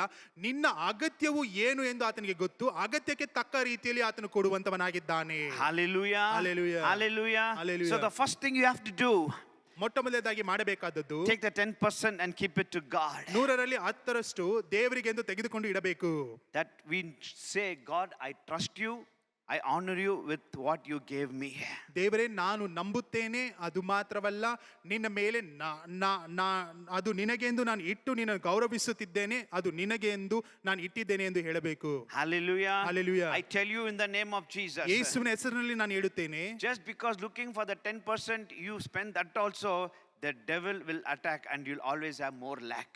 ಒಂದು ವೇಳೆ ನೀವು ಒಂದು 10ರಷ್ಟು ಕಾರ್ಯವನ್ನು ನೋಡಿಕೊಂಡು ನನಗೆಂದು ನೀವು ಅದನ್ನು ಖರ್ಚು ಮಾಡಿ ಬಿಡುವುದಾದರೆ ಸೈತಾನನು ಅದನ್ನೇ ಗುರಿಯಾಗಿಟ್ಟುಕೊಂಡು ನಿಮ್ಮ ಜೀವನವನ್ನು ನಾಶ ಮಾಡಿ ಬಿಡುತ್ತಾನೆ. Just to save that 10% also, in 90% you'll see more need and more problem. ನೀನು 10 ಉಳಿಸುವುದಕ್ಕೆ ನೀನು ಹೋಗುವುದಾದರೆ ಮಿಕ್ಕಿರುವಂತ 90 ನೀನು ಕಳೆದುಕೊಂಡು ಅದರ ಮುಖಾಂತರವಾಗಿ ಇನ್ನು ಅಧಿಕ ಸಮಸ್ಯೆಗಳಿಗೆ ನೀನು ಒಳಗಾಗುತ್ತೀಯಾ.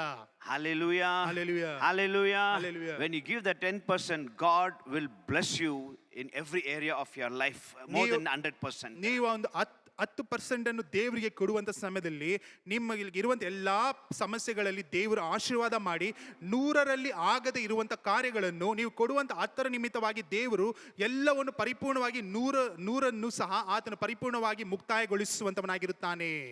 Tithe belongs to God. ಆ ಒಂದು ದಶಮ ಭಾಗವು ದೇವರಿಗೆ ಸಮರ್ಪಿತವಾಗಿದೆ. Whether you like it or not, you have to obey His command. ನಿಮಗೆ ಇಷ್ಟವಿದೆಯೋ ಇಲ್ಲವೋ ಆತನ ಆಜ್ಞೆಗಳನ್ನು ನೀವು ಅನುಸರಿಸಿಕೊಂಡು ಹೋಗಲೇಬೇಕು. Tithes is the 10% you give it what belongs to God.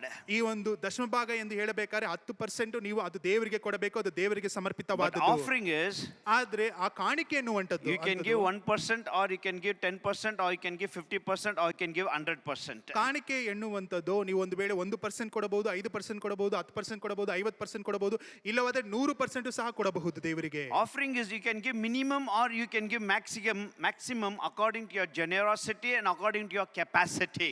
ಒಂದು ವೇಳೆ ಈ ಒಂದು ಕಾಣಿಕೆ ಎಂದು ಹೇಳುವಂತ ಸಮಯದಲ್ಲಿ ನಿಮ್ಮ ಶಕ್ತಿಗೆ ಇರುವಂತದ್ದನ್ನು ಚಿಕ್ಕದಾಗಿ ಕೊಡಬಹುದು, ಇಲ್ಲವಾದ್ರೆ ಶಕ್ತಿಗೆ ಮೀರಿಯೂ ಸಹ ನೀವು ಕೊಡಬಹುದು, ಅದು ನಿಮ್ಮ ಇಷ್ಟವಾಗಿದೆ. Tithes is a command. ಆದರೂ ದಶಮ ಭಾಗ ಎನ್ನುವಂಥದ್ದು ಅದು ಆಜ್ಞೆಯಾಗಿದೆ. You are compelled to give. ನೀವು ಅದಕ್ಕೆ ಅನುಸಾರವಾಗಿ ಬದ್ಧರಾಗಿ ನೀವು But ಕೊಡಲೇಬೇಕು. offering is a free will. ಆದ್ರೆ ಈ ಒಂದು ಕಾಣಿಕೆ ಎನ್ನುವಂಥದ್ದು ಅದು ನಿಮಗೆ ಇಷ್ಟ ಬಂದ ರೀತಿಯಲ್ಲಿ ನೀವು ಕೊಡಬಹುದು. And offering you give out of gratitude. ನೀವು ಆತನ ಮೇಲೆ ನಂಬಿಕೆ ಇಟ್ಟು ಆತನಿಂದ ನೀವು ಹೊಂದಿಕೊಂಡಿದ್ದರಿಂದ ನೀವು ಅದಕ್ಕೆ ಅನುಗುಣವಾಗಿ ಕೊಡುವಂತದ್ದಾಗಿದೆ ಕಾಣಿಕೆ. Lord, I'm blessed. ದೇವರೇ ನಿನ್ನಿಂದ ನನಗೆ ಆಶೀರ್ವಾದ ಉಂಟಾಗಿದೆ, I want to give you. ನಾನು ಮತ್ತೆ ಹಿಂತಿರುಗಿ ನಿನಗೆ ಕೊಡಬೇಕೆಂದು ನನ್ನಲ್ಲಿ ಬಯಕೆ ಉಂಟು. It's not a compulsory. ಇದು ಏನೋ ಕೊಡಲೇಬೇಕೆಂಬುದಾಗಿ It's ಅಲ್ಲ, a free will. ಇದು ನಿಮಗೆ ಕೊಟ್ಟಿರುವಂತ ಆ ಒಂದು ಸ್ವಾತಂತ್ರ್ಯವಾಗಿದೆ. This is the difference between tithes and offering. ಇದೇ ವ್ಯತ್ಯಾಸವಾಗಿದೆ ದಶಮ ಭಾಗಕ್ಕೂ ಮತ್ತೆ ಕಾಣಿಕೆಗೂ. People, whoever you are, ಜನರು ನೀವು ಯಾರೇ ಆಗಿದ್ದರು you have to give. ನೀವು ಕೊಡಲೇಬೇಕು. Hallelujah. Hallelujah. People own the business. ಒಂದು ವೇಳೆ ವ್ಯಾಪಾರದಲ್ಲಿ ಇರುವಂತವರು You have to take and keep it and give it to him. ನೀವು ತೆಗೆದುಕೊಂಡು ನಿಮಗೆ ಬರುವಂತ ಆ ಒಂದು ವ್ಯಾಪಾರದಲ್ಲಿ ಬರುವಂತ ಪ್ರಾಫಿಟ್ ಅನ್ನು ತೆಗೆದುಕೊಂಡು ಕೊಡಲೇಬೇಕು. What you are made up, you have to give, and what the profit that you come, even out of the profit, you have to give. ನೀವು ಏನನ್ನು ಸಂಪಾದನೆ ಮಾಡಿದ್ದೀರೋ ಅದರಲ್ಲೂ ಕೊಡಬೇಕು, ಅದು ಮಾತ್ರ ಅಲ್ಲ ಬರುವಂತ ಪ್ರಾಫಿಟ್ ಅನ್ನಲ್ಲಿಯೂ ಸಹ ನೀವು ಕೊಡಲೇಬೇಕು. God will take your business to one more level when you give him. ದೇವರು ನಿಮ್ಮ ವ್ಯಾಪಾರವನ್ನು ಇನ್ನೊಂದು ಹಂತಕ್ಕೆ ತೆಗೆದುಕೊಂಡು ಹೋಗುತ್ತಾನೆ ನೀವು ಕೊಡುವಂತ ಸಮಯದಲ್ಲಿ. When you give your tithes, you are saying, God, I honor you. ನೀವು ನಿಮ್ಮ ದಶಮ ಭಾಗವನ್ನು ಕೊಡುವಂತ ಸಮಯದಲ್ಲಿ ನೀವು ಹೇಳುತ್ತಿದ್ದೀರಾ ದೇವರಿಗೆ, ದೇವರೇ ನಾನು ನಿನ್ನನ್ನು ಗೌರವ ಮಾಡುತ್ತಿದ್ದೇನೆ, Lord, I trust you. ನಿನ್ನ ಮೇಲೆ ನಂಬಿಕೆ ಇಟ್ಟಿದ್ದೇನೆ. Lord, what you gave me, I'm giving back to you little. ದೇವರೇ ನೀನು ನನಗೆ ಏನನ್ನು ಕೊಟ್ಟಿದ್ದೀಯೋ ಅದರಲ್ಲಿ ಸ್ವಲ್ಪವನ್ನು ನಾನು ನಿನಗೆ ಹಿಂತಿರುಗಿ ಕೊಡುತ್ತಿದ್ದೇನೆ. And I want to tell you, ನಾನು ಹೇಳುವುದಕ್ಕೆ ಇಷ್ಟಪಡುತ್ತೇನೆ, if you don't give your tithes or offerings, you'll not go to hell. ನೀನು ಒಂದು ವೇಳೆ ನಿಮ್ಮ ದಶಮ ಭಾಗವನ್ನು ನೀವು ಕೊಡದೆ ಹೋದರೆ ನೀವು ನರಕಕ್ಕೆ ಹೋಗುವುದಿಲ್ಲ. There's nothing like that. ಆ ರೀತಿಯಾಗಿ ಇಲ್ಲ. Hallelujah. Hallelujah. That's why I told in the first chapter, it opens with love. ಅದಕ್ಕೋಸ್ಕರ ನಾನು ಹೇಳಿದೆನು, ಮಲಾಕಿಯನ್ನು ಬರೆದ ಪ್ರವಾದನ ಗ್ರಂಥ 1ನೇ ಅಧ್ಯಾಯದಲ್ಲಿ ಆತನು ಪ್ರಾರಂಭ ಮಾಡುತ್ತಾನೆ, ಪ್ರೀತಿಯನ್ನು ಕುರಿತಾಗಿ ಆತನು ಪ್ರಾರಂಭಿಸುತ್ತಾನೆ. Amen. Amen. Hallelujah. Hallelujah. So out of love that you have to give. ನೀವು ಪ್ರೀತಿಯ ಮುಖಾಂತರವಾಗಿ ದೇವರಿಗೆ ಕೊಡಬೇಕು. Straight away we can't go to the chapter 3 and say give. ನಾವು ತಕ್ಷಣವೇ ಮಲಾಕಿಯನ್ನು ಬರೆದ ಪ್ರವಾದನ ಗ್ರಂಥ 3ನೇ ಅಧ್ಯಾಯಕ್ಕೆ ಹೋಗಿ ನೀನು ಕೊಡಲೇಬೇಕೆಂದು ನಾವು ಹೇಳುವುದಕ್ಕಾಗುವುದಿಲ್ಲ. We should not tell, oh, curse will come. ನಾವು ಹೇಳಬಾರದು ನಿನಗೆ ಶಾಪ ಉಂಟಾಗುತ್ತದೆ ಎಂದು. God told you to give the tithes. ದೇವರು ನಿನಗೆ ಆಜ್ಞಾಪಿಸಿದ್ದಾನೆ ನೀನು ದಶಮ ಭಾಗವನ್ನು ಕೊಡಬೇಕೆಂದು. It all begins with love. ಆದ್ರೆ ಪ್ರಾರಂಭದಲ್ಲಿಯೋ ದೇವರು ಪ್ರೀತಿಯಿಂದ ಆತನು ಪ್ರಾರಂಭಿಸುತ್ತಿದ್ದಾನೆ. If you love somebody, you will extend your hand with gifts and whatever they ask, you'll give. ನೀನು ಒಂದು ವೇಳೆ ಯಾರನ್ನಾದ್ರೂ ಪ್ರೀತಿ ಮಾಡುವುದಾದ್ರೆ ನಿಮಗೆ ಅಳತೆಗೆ ಮೀರಿ ನೀವು ಅವರಿಗೆ ಬಹುಮಾನಗಳನ್ನು ಕೊಡ್ತೀರಲ್ವೇ? Sometimes without asking, we give them nice gifts. ಅವ್ರು ಕೇಳದೆ ಹೋದರೂ ಸಹ ಉತ್ತಮವಾದಂತ ಬಹುಮಾನಗಳನ್ನು ಕೊಡುತ್ತೀರಾ? That is because of love. ಯಾಕೆ? ಪ್ರೀತಿಯ ಮುಖಾಂತರವಾಗಿ. Hallelujah. Hallelujah. And tithes is not a law. ಈ ಒಂದು ದಶಮ ಭಾಗ ಎನ್ನುವಂಥದ್ದು ಅದೇನೋ ಒಂದು ಆಜ್ಞೆ ಅಲ್ಲ. It started much before law. ಅದು ಆಜ್ಞೆಗಿಂತಲೂ ಮುಂಚಿತವಾಗಿಯೇ ಪ್ರಾರಂಭವಾದಂತ ಪದ್ಧತಿ. Maybe Adam and Eve thought they learned from God. They taught the children, and Abel brought the offering to God. Adam ಮತ್ತೆ ಅವಳು ದೇವರಿಂದ ಕಲಿತುಕೊಂಡಂತ ಈ ಒಂದು ಕಾರ್ಯವಾಗಿದೆ. ಅದರ ಮುಖಾಂತರವಾಗಿ ತನ್ನ ಮಕ್ಕಳಿಗೆ ಅವರು ಅಭ್ಯಾಸಿಸಿದರು. ಅದರ ಮುಖಾಂತರವಾಗಿ ಏಬೆಲನ್ನು ದೇವರಿಗೆ ಕಾಣಿಕೆಯಾಗಿ ಸಮರ್ಪಿಸಿದನು. Hallelujah. Hallelujah. Maybe Abraham heard or learned and he gave 10% to God, Melchizedek. ಮೆಲ್ಶಿಷೆದೆಕ್ ಎನ್ನುವಂತ ಅರಸನಿಗೆ ಅಬ್ರಹಾಮನು ತನ್ನಲ್ಲಿ ಇದ್ದಂತ 10ರಲ್ಲಿ 1 ಆ ಒಂದು ರಾಜನಿಗೆ ಆತನು ಕೊಟ್ಟನು. ಒಂದು ವೇಳೆ ಆತನು ಕೇಳಿಸಿಕೊಂಡಿರಬಹುದು, ಇಲ್ಲವಾದರೆ ಅಭ್ಯಾಸಗಳನ್ನು ನೋಡಿರಬಹುದು. The Bible says ವಾಕ್ಯ ಹೇಳುತ್ತದೆ Abraham gave 10% to Melchizedek priest. ಮೆಲ್ಶಿಷೆದೆಕ್ ಆ ಒಂದು ಇದ್ದಂತ ಅರಸನಿಗೆ ಆ ಒಂದು ಅಬ್ರಹಾಮನು ಅದನ್ನು ಸಮರ್ಪಿಸುತ್ತಿದ್ದನು ಎಂದು ಬರೆಯಲ್ಪಟ್ಟಿದೆ. And Jacob said, God, if you help me, if you protect me, I will give you 10%. Maybe Abraham thought Isaac, and Isaac would have thought Jacob. ಅಲ್ಲಿ ಯಾಕೋಬನು ಹೇಳುತ್ತಾನೆ, ದೇವರೇ ಒಂದು ವೇಳೆ ನಿನ್ನನ್ನು ಸಂರಕ್ಷಿಸಿ ನಾನು ಸುರಕ್ಷಿತವಾಗಿ ಮತ್ತೆ ಹಿಂದೆ ಕರೆದುಕೊಂಡು ಬರುವುದಾದರೆ ನನ್ನಲ್ಲಿ ಇರುವಂತದರಲ್ಲಿ 10ರಲ್ಲಿ 1 ಭಾಗವನ್ನು ನಾನು ನಿನಗೆ ಕೊಡುತ್ತೇನೆ ಎಂದು ಆತನು ಅಲ್ಲಿ ಒಡಂಬಡಿಕೆ ಮಾಡಿಕೊಳ್ಳುತ್ತಾನೆ. ಒಂದು ವೇಳೆ ಅಬ್ರಹಾಮನು ಈಸಾಕನಿಗೆ ಹೇಳಿಕೊಟ್ಟಿರಬಹುದು, ಈಸಾಕನು ತನ್ನ ಮಗನಾದ ಯಾಕೋಬನಿಗೆ ಹೇಳಿಕೊಟ್ಟಿರಬಹುದು. So it is not an Old Testament thing or oh it's a law I don't want to follow. ಇದು ಒಂದು ವೇಳೆ ಹಳೆ ಒಡಂಬಡಿಕೆ, ಇದು ಬಂದ್ಬಿಟ್ಟು ದೇವರು ಕೊಟ್ಟಂತ ಆಜ್ಞೆ, ಇದನ್ನು ನಾನು ಪಾಲನೆ ಮಾಡೋದಕ್ಕೆ ನನಗೆ ಇಷ್ಟವಿಲ್ಲ ಎಂದು ಹೇಳುವುದಕ್ಕಾಗುವುದಿಲ್ಲ. I always tell people, ನಾನು ಯಾವಾಗಲೂ ಜನರಿಗೆ ಹೇಳುತ್ತೇನೆ, if the law demands 10%, grace demands more. ಒಂದು ವೇಳೆ ಆಜ್ಞೆಯು 10ರಷ್ಟು ಕೇಳಿಕೊಳ್ಳುವುದಾದರೆ ಅಲ್ಲಿ ಬರುವಂತ ನಿರೀಕ್ಷೆಯು ಭರವಸೆಯು ಇನ್ನು ಅಧಿಕವಾಗಿ ಅದು ಕೇಳುವಂತದ್ದಾಗಿರುತ್ತದೆ. That's why Bible says the New Testament God loves the cheerful giver. ಅದಕ್ಕೆ ಸತ್ಯದಲ್ಲಿ ಬರೆಯಲ್ಪಟ್ಟಿದೆ, ಆತನು ಸಂಪೂರ್ಣವಾಗಿ ಕೊಡುವಂತವನ ಮೇಲೆ ದೇವರು ಆತನು ಬಯಕೆ ಉಳ್ಳವನಾಗಿದ್ದಾನೆ. Hallelujah. Hallelujah. I told in the first service. ನಾನು ಮೊದಲನೇ ಸರ್ವಿಸ್ನಲ್ಲಿ ಹೇಳಿದ Oh, ರೀತಿಯಲ್ಲಿ people say this is all old covenant.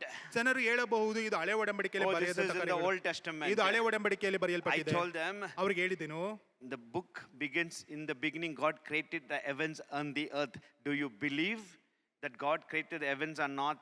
If they say yes, that means that is also in the Old Testament. ಮೊದಲನೇ ಸರ್ವಿಸಿನಲ್ಲಿ ನಮ್ಮ ಸೇವಕರು ಜನರ ಬಳಿಯಲ್ಲಿ ಒಂದು ಪ್ರಶ್ನೆಯನ್ನು ಕೇಳಿದರು. ನೀವು ಒಂದು ವೇಳೆ ದೇವರು ಆದಿಯಲ್ಲಿ ಆಕಾಶವನ್ನು ಭೂಮಿಯನ್ನು ಉಂಟು ಮಾಡಿದ್ದಾನೆ ಎಂದು ನೀವು ನಂಬುವುದಾದರೆ ಆತನು ಕೊಟ್ಟಂತ ಆಜ್ಞೆಯನ್ನು ಹಳೆ ಒಡಂಬಡಿಕೆಯಲ್ಲಿ ಇರಬಹುದು, ಹೊಸ ಒಡಂಬಡಿಕೆಯಲ್ಲಿ ಇರಬಹುದು, ಎಲ್ಲವನ್ನು ನಂಬಲೇಬೇಕು. Hallelujah. Hallelujah. Hallelujah. If you want excuse, we can find 100 excuses. ನೀವು ಒಂದು ವೇಳೆ ಮಾಡಕ್ ಆಗುವುದಿಲ್ಲ ಎಂದು ನೀವು ಉದಾಹರಣೆಗಳನ್ನು ಕೊಡುವುದಾದ್ರೆ ಅದೇ ರೀತಿಯಾಗಿ 100ರಷ್ಟಾಗಿ ನಾವು ನೋಡಬಹುದು. But if you love somebody or something without any excuse, we can do anything. ನೀವು ಒಂದು ವೇಳೆ ಒಬ್ಬ ವ್ಯಕ್ತಿಯನ್ನಾಗಲಿ ಯಾವುದೊಂದು ಕಾರ್ಯವನ್ನಾಗಲಿ ಅಧಿಕವಾಗಿ ಪ್ರೀತಿ ಮಾಡುವುದಾದರೆ 100ಕ್ಕೆ 100ರಷ್ಟು ಮಾಡುವುದಕ್ಕೆ ನಮ್ಮಲ್ಲಿ ಸಾಮರ್ಥ್ಯ ಉಂಟು. Amen. Amen. Hallelujah. I challenge you. ನಿಮಗೆ ಸವಾಲನ್ನು ಒಡ್ಡುತ್ತೇನೆ, Bring your tithes to God regularly in the house of God. You see how your life will change, how your finance will change, how your family will change, and see how the life of your children will change. ದೇವರ ಮಂದಿರಕ್ಕೆ ಬರುವಂತ ಸಮಯದಲ್ಲಿ ನೀವು ಚಾಚು ತಪ್ಪದೆ ಪ್ರತಿ ಒಂದು ಬಾರಿಯೂ ನೀವು ದೇವರಿಗೆ ದಶಮ ಭಾಗವನ್ನು ತೆಗೆದುಕೊಂಡು ಬಂದು ದೇವರಿಗೆ ಕೊಡುವುದಕ್ಕೆ ಪ್ರಾರಂಭಿಸಿರಿ. ನೋಡಿರಿ ನಿಮ್ಮ ಜೀವನವು ಯಾವ ರೀತಿಯಾಗಿ ಬದಲಾಗುತ್ತದೆ, ನಿಮ್ಮ ಕುಟುಂಬವು ಯಾವ ರೀತಿಯಾಗಿ ಬದಲಾಗುತ್ತದೆ, ನಿಮ್ಮ ಮಕ್ಕಳ ಜೀವನವು ಯಾವ ರೀತಿಯಾಗಿ ಬದಲಾಗುತ್ತದೆ, ಎಲ್ಲವೂ ವ್ಯತ್ಯಾಸವಾಗಿ ಮಾಡಲ್ಪಡುತ್ತದೆ. Unless the hand opens here on the earth, heaven will not open up. ನೀವು ಈ ಲೋಕದಲ್ಲಿ ಇರುವಂತಹ ಸಮಯದಲ್ಲಿ ನಿಮ್ಮ ಕೈಗಳು ಚಾಚದೆ ಹೋದರೆ ಪರಲೋಕದಿಂದ ಆತನ ಕೈಗಳು ಚಾಚಲ್ಪಡುವುದಿಲ್ಲ. If you hold on, ಒಂದು ವೇಳೆ ನನಗೆಂದು ನೀವು ಇಟ್ಟುಕೊಳ್ಳುವುದಾದರೆ there also something will hold. ಅಲ್ಲೂ ಸಹ ಏನೋ ಒಂದು ಕಾರ್ಯ ಹಿಡಿದಿಟ್ಟುಕೊಂಡಿರುತ್ತದೆ. Hallelujah. Hallelujah. Quickly, I will give you 5 results when you give your tithes and offering. ನೀವು ದೇವರಿಗೆ ದಶಮ ಭಾಗವನ್ನು ಕಾಣಿಕೆಯನ್ನು ಕೊಡುವಂತ ಸಮಯದಲ್ಲಿ ಅದರಿಂದ ಬರುವಂತ 5 ಫಲಿತಾಂಶಗಳು, ರಿಸಲ್ಟ್ಗಳು ಏನೆಂದು ನಾವು ನೋಡೋಣ. 5 blessings. ಬರುವಂತ 5 ಆಶೀರ್ವಾದಗಳು Quickly we will see and we'll finish it in another 10-15 minutes. ವೇಗವಾಗಿ ನೋಡೋಣ. The first thing we see, ಮೊಟ್ಟ ಮೊದಲನೇದಾಗಿ ನೋಡ್ತೇವೆ, when you read in Malachi chapter 3 ಮಲಾಕಿಯನ್ನು ಬರೆದ ಪ್ರವಾದನೆ ಗ್ರಂಥ 3ನೇ ಅಧ್ಯಾಯದಲ್ಲಿ ಓದುವಂತ ಸಮಯದಲ್ಲಿ and verse 10, 10ನೇ ವಾಕ್ಯವನ್ನು the first ಓದುವಂತ blessing when you bring your tithes, ನೀವು ಮೊಟ್ಟ ಮೊದಲನೇದಾಗಿ ನೀವು ದೇವರ ಆಲಯಕ್ಕೆ ನೀವು ದಶಮ ಭಾಗವನ್ನು ತೆಗೆದುಕೊಂಡು ಬರುವಂತ ಸಮಯದಲ್ಲಿ the Bible says, bring all your tithes into the storehouse. ನನ್ನ ಆಲಯವು ಆಹಾರ ಶೂನ್ಯವಾಗದಂತೆ ನೀವು ದಶಮ ಭಾಗ ಯಾವತ್ತನ್ನು ಭಂಡಾರಕ್ಕೆ ತೆಗೆದುಕೊಂಡು And ಬನ್ನಿರಿ. try me now, ನನ್ನನ್ನು ಪರೀಕ್ಷಿಸಿ ನೋಡಿರಿ, says the Lord. ದೇವರು ಹೇಳುತ್ತಿದ್ದಾನೆ. I will open for you the windows of heaven. ಪರಲೋಕದ ದ್ವಾರಗಳನ್ನು ತೆರೆದು ನಿಮ್ಮಲ್ಲಿ ಸ್ಥಳ ಹಿಡಿಯಲಾರದಷ್ಟು ಸುರಿಸುವೆನು. The Bible says when you bring your tithes to the house of God, ವಾಕ್ಯವು ಬರೆಯಲ್ಪಟ್ಟಿದೆ, ನೀವು ದೇವರ ಆಲಯಕ್ಕೆ ನಿಮ್ಮ ಆ ದಶಮ ಭಾಗವನ್ನು ತೆಗೆದುಕೊಂಡು ಬರುವಂತ ಸಮಯದಲ್ಲಿ test me and see ನನ್ನನ್ನು ಪರೀಕ್ಷಿಸಿ ನೋಡಿರಿ, if I will not open the windows of heaven. ನಾನು ಪರಲೋಕ ದ್ವಾರಗಳನ್ನು ತೆರೆಯದೇ ಇರುವೆನು. Hallelujah. Hallelujah. When you bring your tithes, God says, I'll open the windows of heaven. ದೇವರು ಹೇಳುತ್ತಿದ್ದಾರೆ, ನೀವು ದಶಮ ಭಾಗವನ್ನು ತೆಗೆದುಕೊಂಡು ಬರುವಂತ ಸಮಯದಲ್ಲಿ ನಾನು ಪರಲೋಕದ ದ್ವಾರಗಳನ್ನು ತೆರೆಯುತ್ತೇನೆ. Opening the windows of heaven in the Bible speaks about rain. ಅಲ್ಲಿ ಪರಲೋಕ ದ್ವಾರ ಎಂದು ನೋಡಬೇಕಾದ್ರೆ ಅದು ಪರಲೋಕದಿಂದ ಬರುವಂತ ಒಂದು ಮಳೆಯನ್ನು ಸೂಚಿಸುವಂತದ್ದಾಗಿದೆ. Hallelujah. Hallelujah. Another version says, when you bring your tithes, I will open the floodgate of heaven.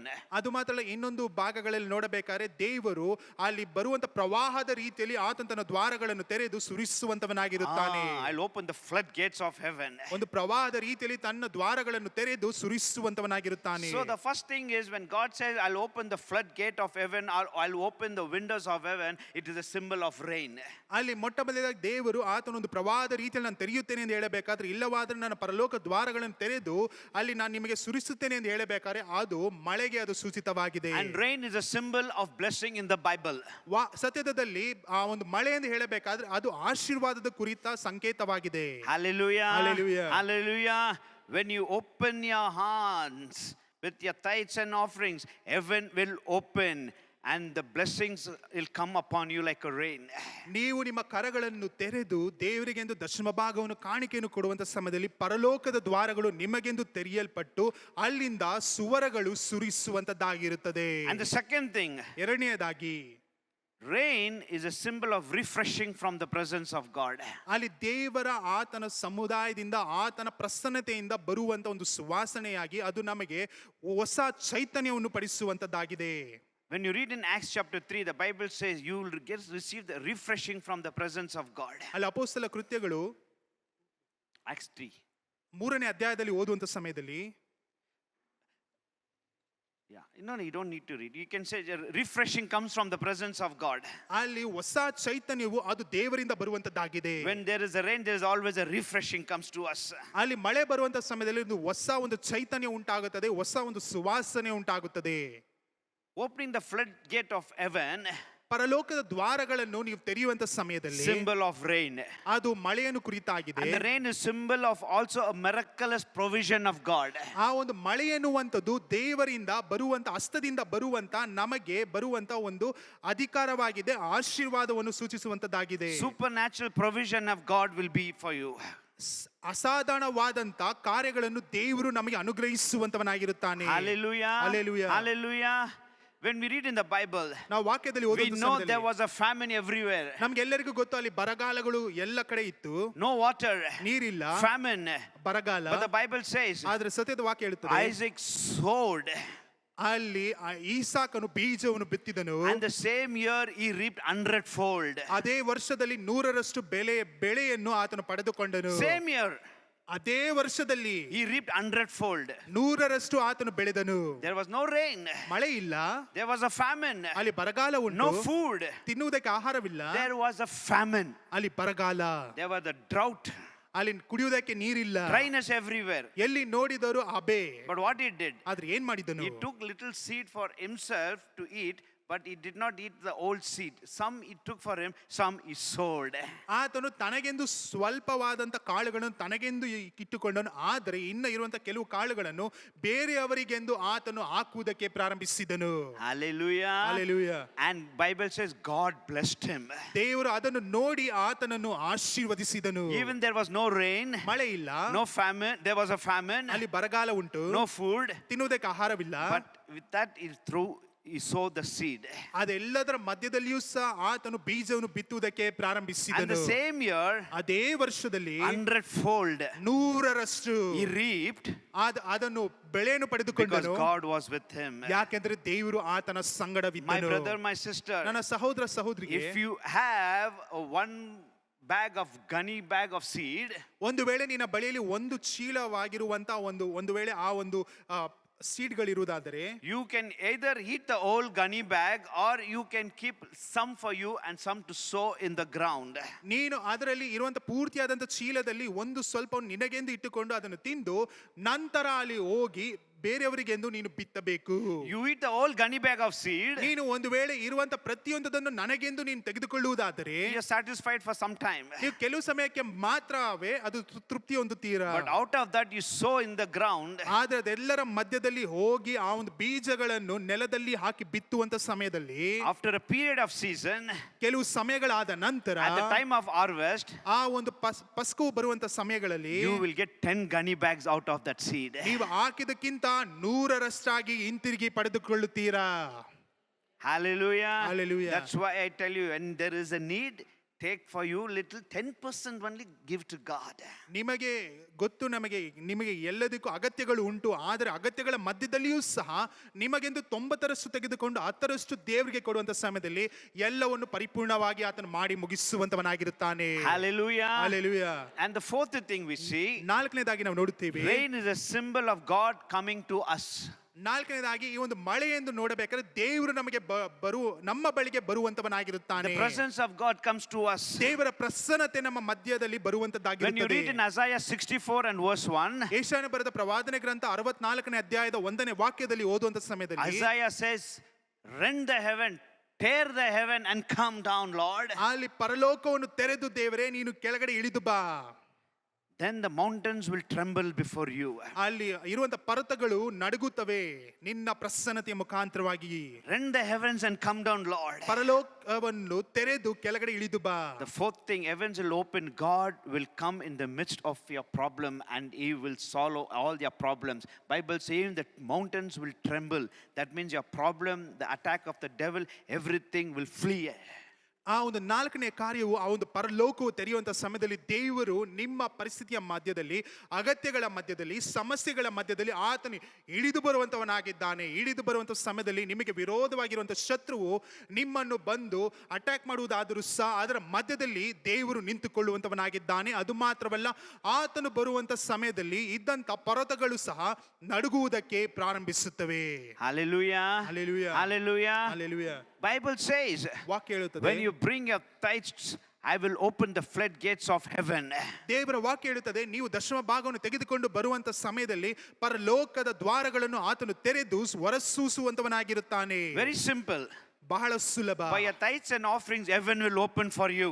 ನೀವು ದಶಮ ಭಾಗವನ್ನು ಕಾಣಿಕೆಯನ್ನು ಕೊಡುವಂತ ಸಮಯದಲ್ಲಿ ಪರಲೋಕ ರಾಜ್ಯವು ನಿಮಗೆಂದು ತೆರೆಯಲ್ಪಡುತ್ತದೆ. The opposite is, if you don't bring your tithes and offerings, heaven will be shut for you.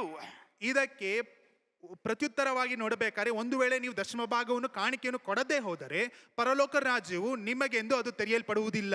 Hallelujah. Hallelujah. Hallelujah. Hallelujah. Then your blessings will be withheld. ನಂತರ ಬರಬೇಕಾದಂತ ಆಶೀರ್ವಾದವೂ ಸಹ ಬರುವುದಿಲ್ಲ. There will be no supply. ದೇವರಿಂದ There will ಬರಬೇಕಾದಂತ be no ಆಶೀರ್ವಾದ rain of ಬರುವುದಿಲ್ಲ. blessing. ಇಲ್ಲವಾದ್ರೆ ಆ ಮಳೆಯ ರೀತಿಯಲ್ಲಿ ಬರಬೇಕಾದಂತ ಆಶೀರ್ವಾದವೂ There ಬರುವುದಿಲ್ಲ. will be no refreshing.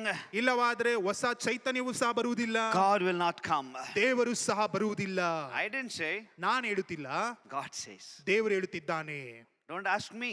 ನನ್ನನ್ನು ಕೇಳಬೇಡಿ, God says, ದೇವರು ಹೇಳುತ್ತಿದ್ದಾನೆ. if you bring ನೀನು ತರುವುದಾದರೆ your tithes, ನಿನ್ನ ದಶಮ I'll ಭಾಗವನ್ನು open the windows of heaven. ನಾನು ಪರಲೋಕ ದ್ವಾರಗಳನ್ನು I'll ತೆರೆಯುತ್ತೇನೆ. open the floodgates of heaven. ಪರಲೋಕದ ದ್ವಾರಗಳನ್ನು ತೆರೆದು If you ಹೊರಸೂಸುವಂತವನಾಗಿರುತ್ತೇನೆ. don't give, ನೀನು ಕೊಡದೆ ಹೋದರೆ windows will not open.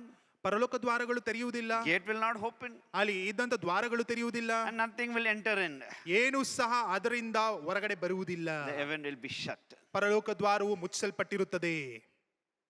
Brother, now only I know why blessing is not entering in my house, in my family, in my business, in Brother, every area of my life. ಸಹೋದರರೇ, ಈಗ ನನಗೆ ಗೊತ್ತಾಗುತ್ತಿದೆ, ನನ್ನ ಜೀವನದಲ್ಲಿ ನಾನು ಮಾಡುವಂತ ವ್ಯಾಪಾರದಲ್ಲಿ, ನಾನು ಮಾಡುವಂತ ಕೆಲಸದಲ್ಲಿ ಯಾಕೆ ಆಶೀರ್ವಾದ ಬರುತ್ತಿಲ್ಲ ಎಂದು. சொல்ல மாட்டீங்களா? ஆமென். ಯಾರು ಹೇಳುವುದಿಲ್ಲ ಆಮೆನ್ ಎಂದು? சொல்ல மாட்டீங்க, பரவாயில்ல. ಹೇಳಬೇಡಿ, ಪರವಾಗಿಲ್ಲ. ದೇವರು ನಿಮ್ಮನ್ನು ಆಶೀರ್ವದಿಸಲಿ. Hallelujah. Hallelujah. ஒரு மாதிரியா பாக்குறீங்க, எனக்கு பயமா இருக்குது. இதுதான் ஃபர்ஸ்ட் டைம் நான் ப்ரீச் பண்றேன். ಒಂದು ರೀತಿಯಾಗಿ ನೋಡುತ್ತಿದ್ದೀರಾ, ಭಯವಾಗುತ್ತಿದೆ. ಇದು ಮೊದಲೇದಾಗಿ ನಾನು ಇಲ್ಲಿ ದೇವರ ವಾಕ್ಯನ ಹಂಚಿಕೊಳ್ಳುತ್ತಿದ್ದೇನೆ ಇದನ್ನು. Whatever you think, it's okay.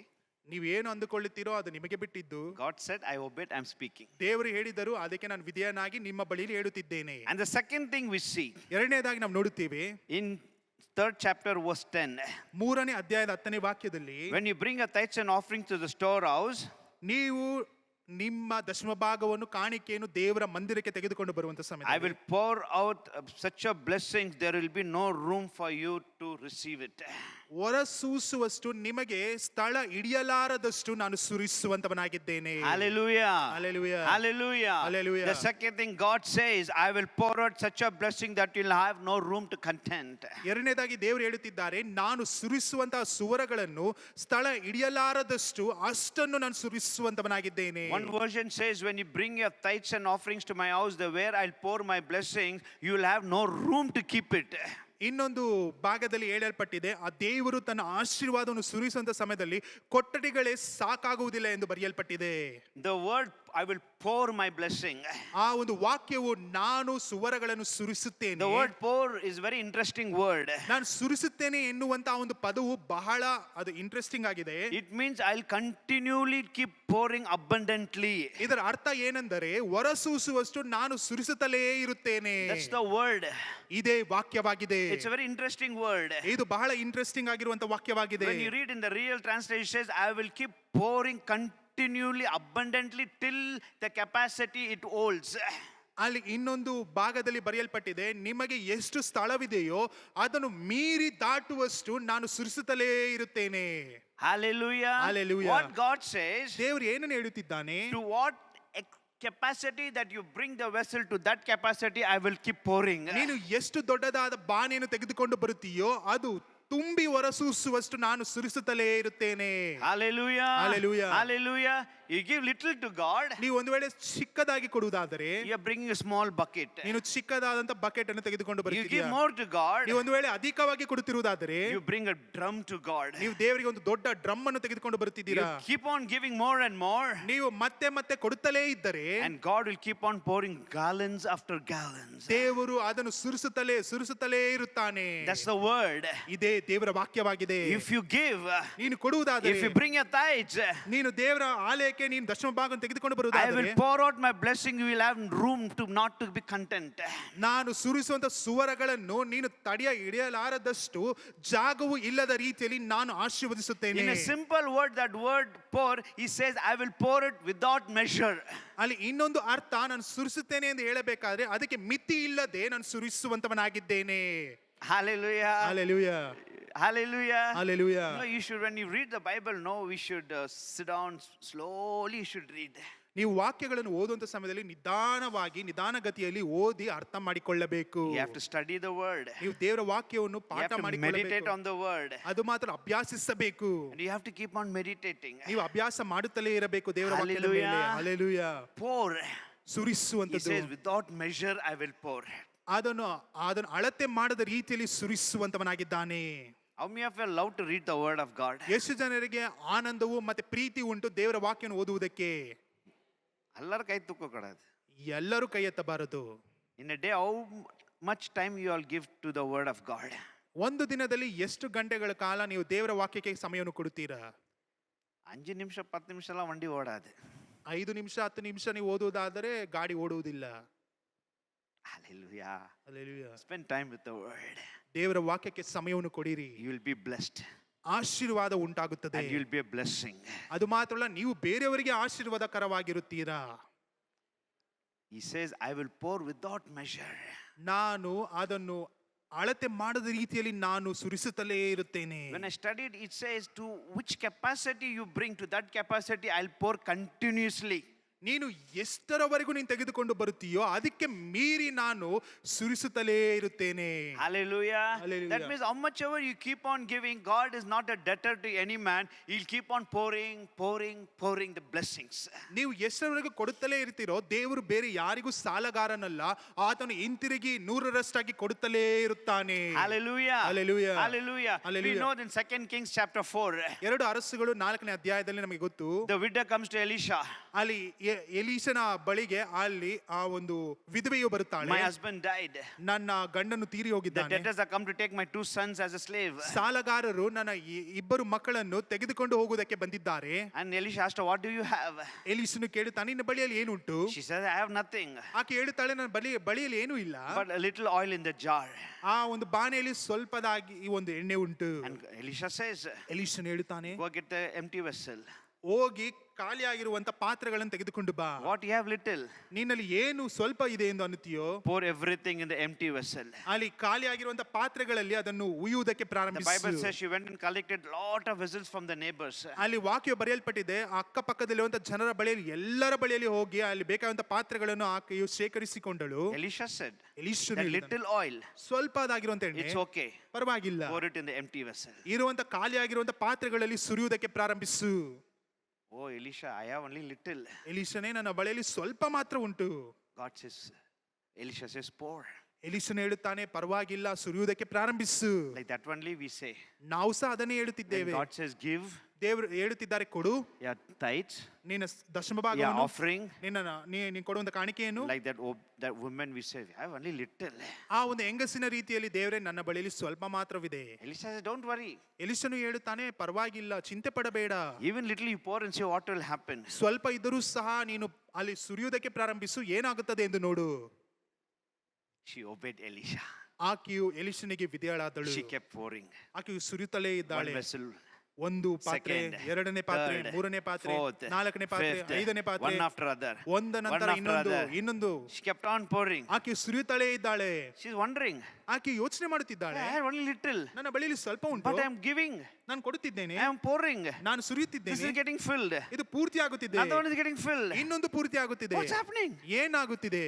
Yes, keep on, as long as I'm pouring, ನಾನು ಸುರಿಯುವಂತ ಸಮಯದಲ್ಲಿ a miracle is keep on multiplying. ಅಲ್ಲಿ ಅದ್ಭುತಗಳು ಅಧಿಕವಾಗಿ ಮಾಡುತ್ತಲೇ ಪಡುತ್ತಿದೆ. She said, let me pour again. ನಾನು ಮತ್ತೆ ಹಿಂತಿರುಗಿ Let ಸುರಿಯುತ್ತೇನೆ, me pour again. ಮತ್ತೆ She ಸುರಿಯುತ್ತೇನೆ. kept on pouring. ಆಕೆ ಸುರಿಯುತ್ತಲೇ ಇದ್ದಾಳೆ. A miracle was multiplying. ಅಲ್ಲಿ ಅದ್ಭುತಗಳು ನಡೆಯುತ್ತಲೇ ಇದೆ. How much of vessel she brought? ಎಷ್ಟೇ ಪಾತ್ರೆಗಳು ತಂದರು, Everything was filled.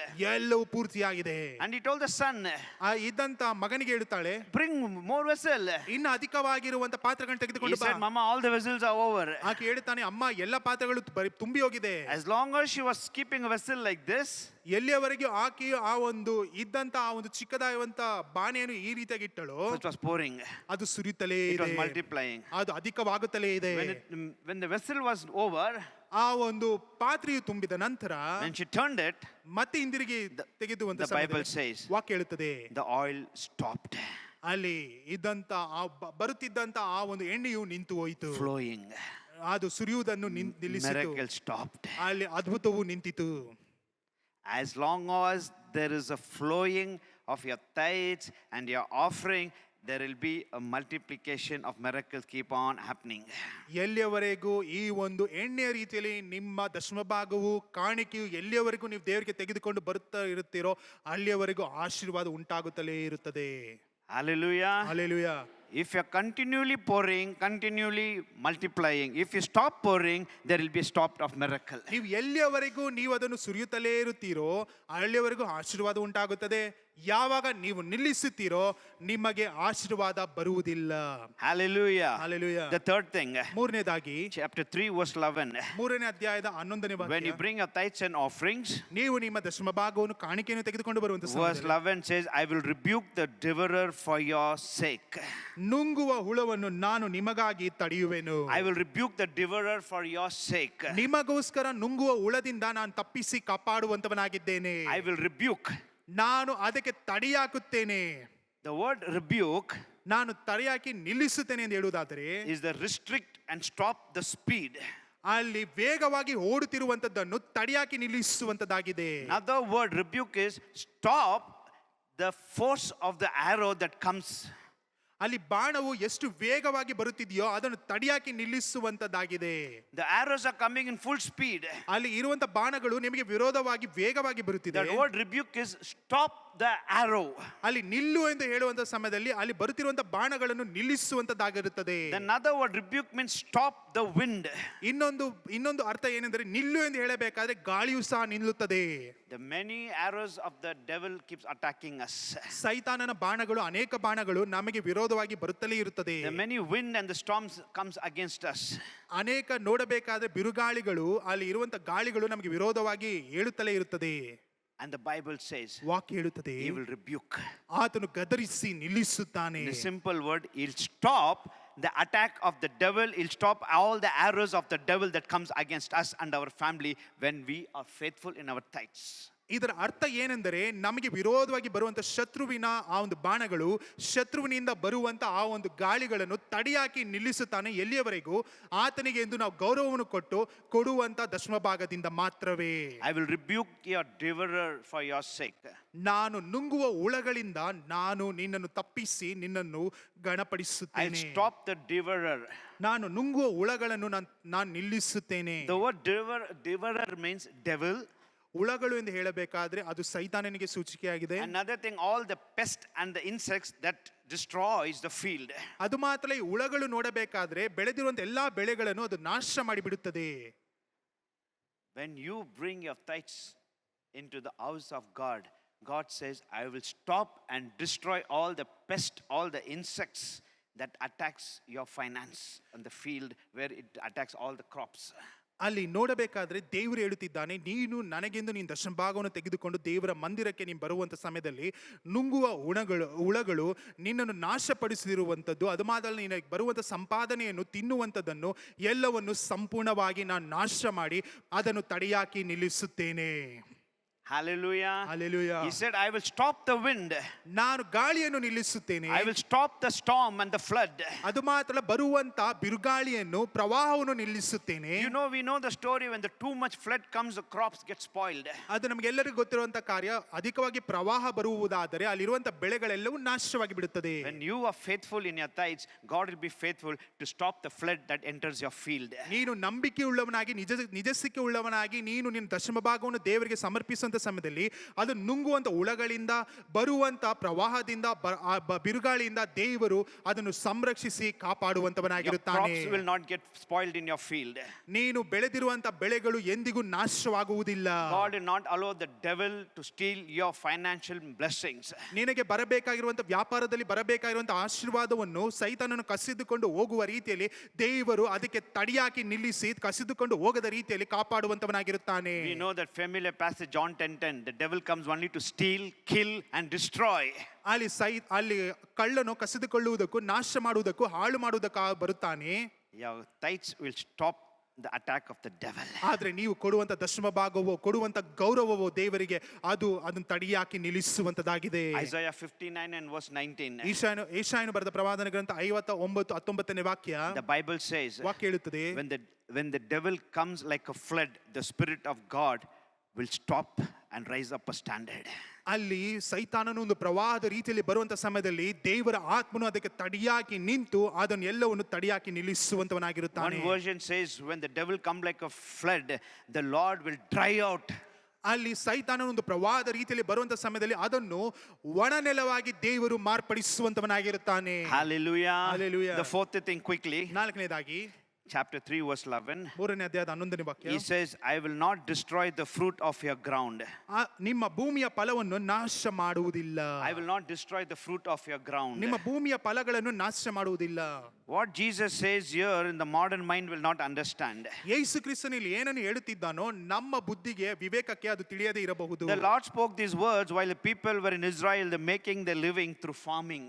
ಅಲ್ಲಿ ಇಸ್ರಾಯೇಲ್ ಜನರು ಅವರು ತಮ್ಮ ದಿನನಿತ್ಯದ ಕೆಲಸ ಕಾರ್ಯಗಳನ್ನು ನೋಡಬೇಕಾದ್ರೆ ಅವರು ತಮ್ಮ ದಿನನಿತ್ಯಕ್ಕೆ ಬೇಕಾಗಿರುವಂತಹ ಆಹಾರಗಳನ್ನು ಪದಾರ್ಥಗಳನ್ನು ಅವರೇ ಬೆಳೆಯುತ್ತಲೇ ಇದ್ದರು. ಅವರು ರೈತರಾಗಿದ್ದರು. The majority of the people in Israelites, they were living in agriculture. ಅಲ್ಲಿ ಸರಿಸುಮಾರು ತುಂಬಾ ಲಕ್ಷಗಟ್ಟಲೆ ಜನರು ಅವರು ವ್ಯವಸಾಯ ಮಾಡುವಂತವರಾಗಿದ್ದರು. So Jesus spoke to them according to their kind of season and to understand.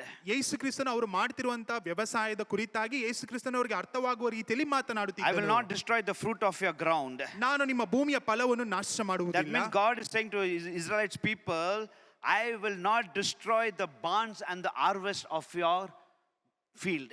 ಅಲ್ಲಿಗೆ ದೇವರು ನಾನು ನಿನ್ನ ಭೂಮಿಯನ್ನು ನಾಶಪಡಿಸುವುದಿಲ್ಲ ಎಂದು ಹೇಳಬೇಕಾದ್ರೆ ಬಂದಿರುವಂತ ಫಸಲನ್ನು ಬರಬೇಕಾಗಿರುವಂತ ಆಶೀರ್ವಾದವನ್ನು ನಾನು ನಾಶ He ಮಾಡುವುದಿಲ್ಲ, says, I will protect it.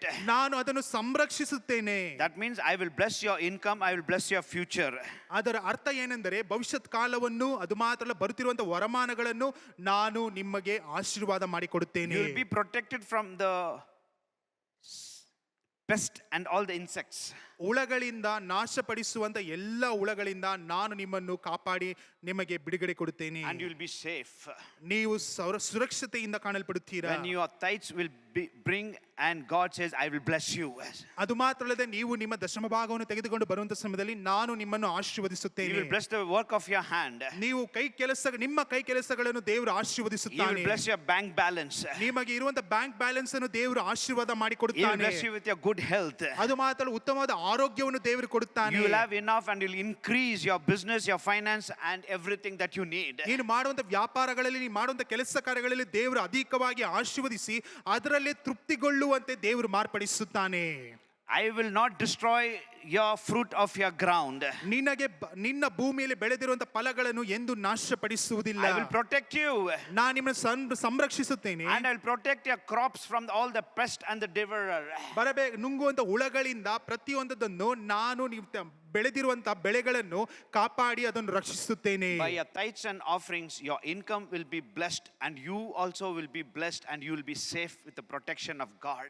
ನೀವು ಕೊಡುವಂತ ದಶಮ ಭಾಗದ ಮುಖಾಂತರವಾಗಿ ನೀವು ಮಾಡುವಂತ ಕೆಲಸಗಳಿಂದ ಆಶೀರ್ವಾದ ಉಂಟಾಗುತ್ತದೆ, ಅದರ ಮುಖಾಂತರವಾಗಿ ವರಮಾನಗಳು ಉಂಟಾಗುತ್ತದೆ, ಅದರ ಮುಖಾಂತರವಾಗಿ ದೇವರು ನಿಮ್ಮನ್ನು ಕಾಪಾಡಿ ಸುರಕ್ಷಿತವಾಗಿ ಇಡುವಂತವನಾಗಿರುತ್ತಾನೆ. Because I've seen some good people who have a good income, they have everything, but still they go through a lot of turmoil and they say, still we're not able to pay all our bills. ನಾನು ಕೆಲವು ಜನರನ್ನು ನೋಡಿದ್ದೇನೆ, ಅವ್ರಿಗೆ ಉತ್ತಮವಾಗಿ ಕೆಲಸಗಳಿರುತ್ತದೆ, ಉತ್ತಮವಾಗಿ ಅವರಿಗೆ ವರಮಾನಗಳು ಬರುತ್ತಿರುತ್ತದೆ, ಆದರೂ ಸಹ ಅವರು ಹೇಳ್ತಾರೆ ಇದರಲ್ಲಿ ನನಗೆ ಸಾಕಾಗುತ್ತಿಲ್ಲ ಎಂದು. How much ever I earn, there is always a need. I'm not able to fulfill certain things. I'm not able to pay. ನಾನು ನೋಡಿದ್ದೇನೆ, ಅನೇಕ ಜನರು ಹೇಳುತ್ತಾರೆ ನನಗೆ ಎಷ್ಟು ಬಂದರೂ ಸಹ ಅದರಿಂದ ಪರಿಪೂರ್ಣವಾಗಿ ಎಲ್ಲವನ್ನು ಕಟ್ಟುವುದಕ್ಕೆ ಆಗುತ್ತಿಲ್ಲ, ಏನಾದರೂ ನನಗೆ ಕೊರತೆ ಉಂಟಾಗುತ್ತಲೇ ಇದೆ. We are getting good salary, but end of the month I don't see the good result. We cannot say we don't have enough sufficient money.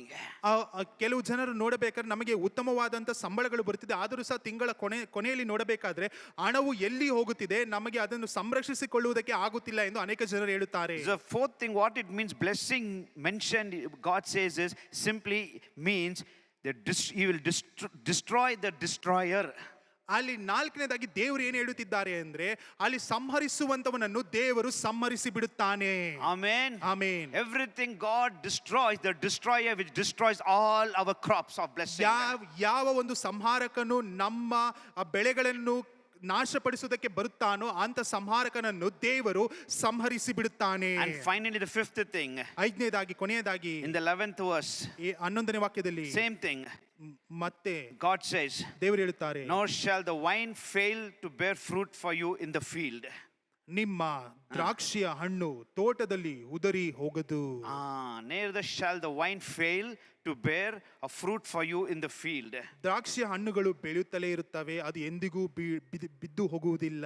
The final thing is, ಕೊನೆಯದಾಗಿ when you bring your tithes and offerings to the house of God, ನೀವು ದೇವರ ಆಲಯಕ್ಕೆ ನಿಮ್ಮ ದಶಮ ಭಾಗವನ್ನು ಕಾಣಿಕೆಯನ್ನು ಕೊಡುವಂತ ಸಮಯದಲ್ಲಿ, when you bring it to the church and make a church a blessing, God will begin to bless your house.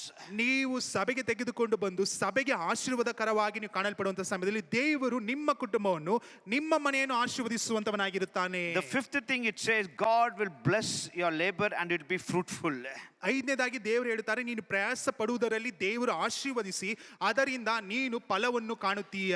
Your hard work and labor will bring a blessing to you. It will not be in vain. ನೀನು ಪ್ರಯಾಸ ಪಡುವಂತದ್ದು, ನೀನು ಮಾಡುವಂತ ವ್ಯಾಪಾರಗಳಲ್ಲಿ ದೇವರು ಆಶೀರ್ವಾದ ಮಾಡಿ ಅದರಿಂದ ಯಾವುದೇ ಸಹ ನಷ್ಟವಾಗದ ರೀತಿಯಲ್ಲಿ ದೇವರು ಕಾಪಾಡುವಂತವನಾಗಿರುತ್ತಾನೆ. You will see fruit in your field.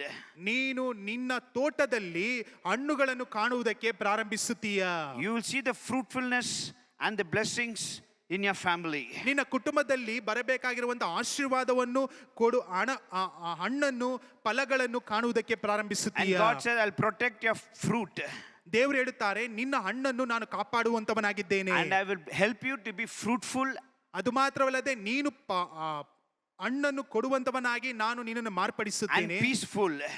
ಸಮಾಧಾನ ಹೊಂದಿಕೊಳ್ಳುವಂತನಾಗಿಯೂ ಸಹ ಮಾಡುತ್ತೇನೆ. Your tithes will bring you God's faithfulness and God's protection and God's gratefulness in your life.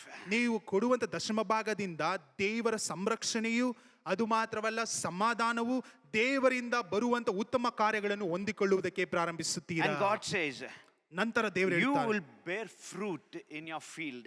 ನಿನ್ನ ಆ ಒಂದು ತೋಟದಲ್ಲಿ ನೀನು ಫಲವನ್ನು ಕೊಡುವುದಕ್ಕೆ ಪ್ರಾರಂಭಿಸುತ್ತೀಯ. That means you will bear children in your family. You will not be barren. You will bear fruit, means you will have children. ಅದರ ಅರ್ಥ ಏನೆಂದ್ರೆ ನೀನು ಬಂಜೆತನದಲ್ಲಿ ಕಾಣಲ್ಪಡುವುದಿಲ್ಲ, ನೀನು ನಿಮ್ಮ ಮಕ್ಕಳನ್ನು ಕಾಣುವುದಕ್ಕೆ ಪ್ರಾರಂಭಿಸುತ್ತೀರಾ. You will be safe and sound and healthy. ನೀವು ಸಂರಕ್ಷಣೆಯಲ್ಲೂ ಸುರಕ್ಷತೆಯಲ್ಲೂ, ಅದು ಮಾತ್ರವಲ್ಲ ಆರೋಗ್ಯವಾಗಿ ಕಾಣಲ್ಪಡುತ್ತೀರಾ. You will not be barren. You will be fruitful. ನೀವು ಬಂಜೆತನದಲ್ಲಿ ಕಾಣಲ್ಪಡುವುದಿಲ್ಲ, ನಿಮ್ಮಲ್ಲಿ ಸಂತಾನ ಉತ್ಪತ್ತಿ ಉಂಟಾಗುತ್ತದೆ. Bible says children are fruit from the Lord. ಯಾಕಂದ್ರೆ ದೇವರ ವಾಕ್ಯ ಹೇಳುತ್ತದೆ, ಮಕ್ಕಳು ದೇವರಿಂದ ಬಂದಂತ ಬಹುಮಾನಗಳಾಗಿದ್ದಾರೆ. Even in the old age you will bear fruit. ನೀನು ವಯಸ್ಸಾಗಿದ್ದರೂ ಸಹ ಆ ಒಂದು ದಿನದಲ್ಲಿಯೂ ಸಹ ನೀನು ದೇವರಿಂದ ಫಲವನ್ನು ಹೊಂದಿಕೊಳ್ಳುತ್ತೀಯ. By your tithes and offering you will be blessed. You will bear children, and the children's future will be blessed, and their needs also will be blessed. ನೀವು ಕೊಡುವಂತ ದಶಮ ಭಾಗದಿಂದ, ಕಾಣಿಕೆಯಿಂದ ನಿಮಗೂ ಆಶೀರ್ವಾದ ಉಂಟಾಗುತ್ತದೆ, ಅದರ ಮುಖಾಂತರವಾಗಿ ನಿಮ್ಮ ಮಕ್ಕಳಿಗೆ ಆಶೀರ್ವಾದ ಉಂಟಾಗುತ್ತದೆ, ಅದರ ಮುಖಾಂತರವಾಗಿ ನಿಮ್ಮ ಮಕ್ಕಳ ಜೀವನವೂ ಸಹ ಅದು ಉತ್ಪತ್ತಿ ಆಗುವುದಕ್ಕೆ, ಅದು ಉತ್ತಮವಾಗಿ ನಡೆದುಕೊಂಡು ಹೋಗುವುದಕ್ಕೆ ಸಾಧ್ಯ ಉಂಟಾಗುತ್ತದೆ. Amen. Amen. Hallelujah. Hallelujah. I took little time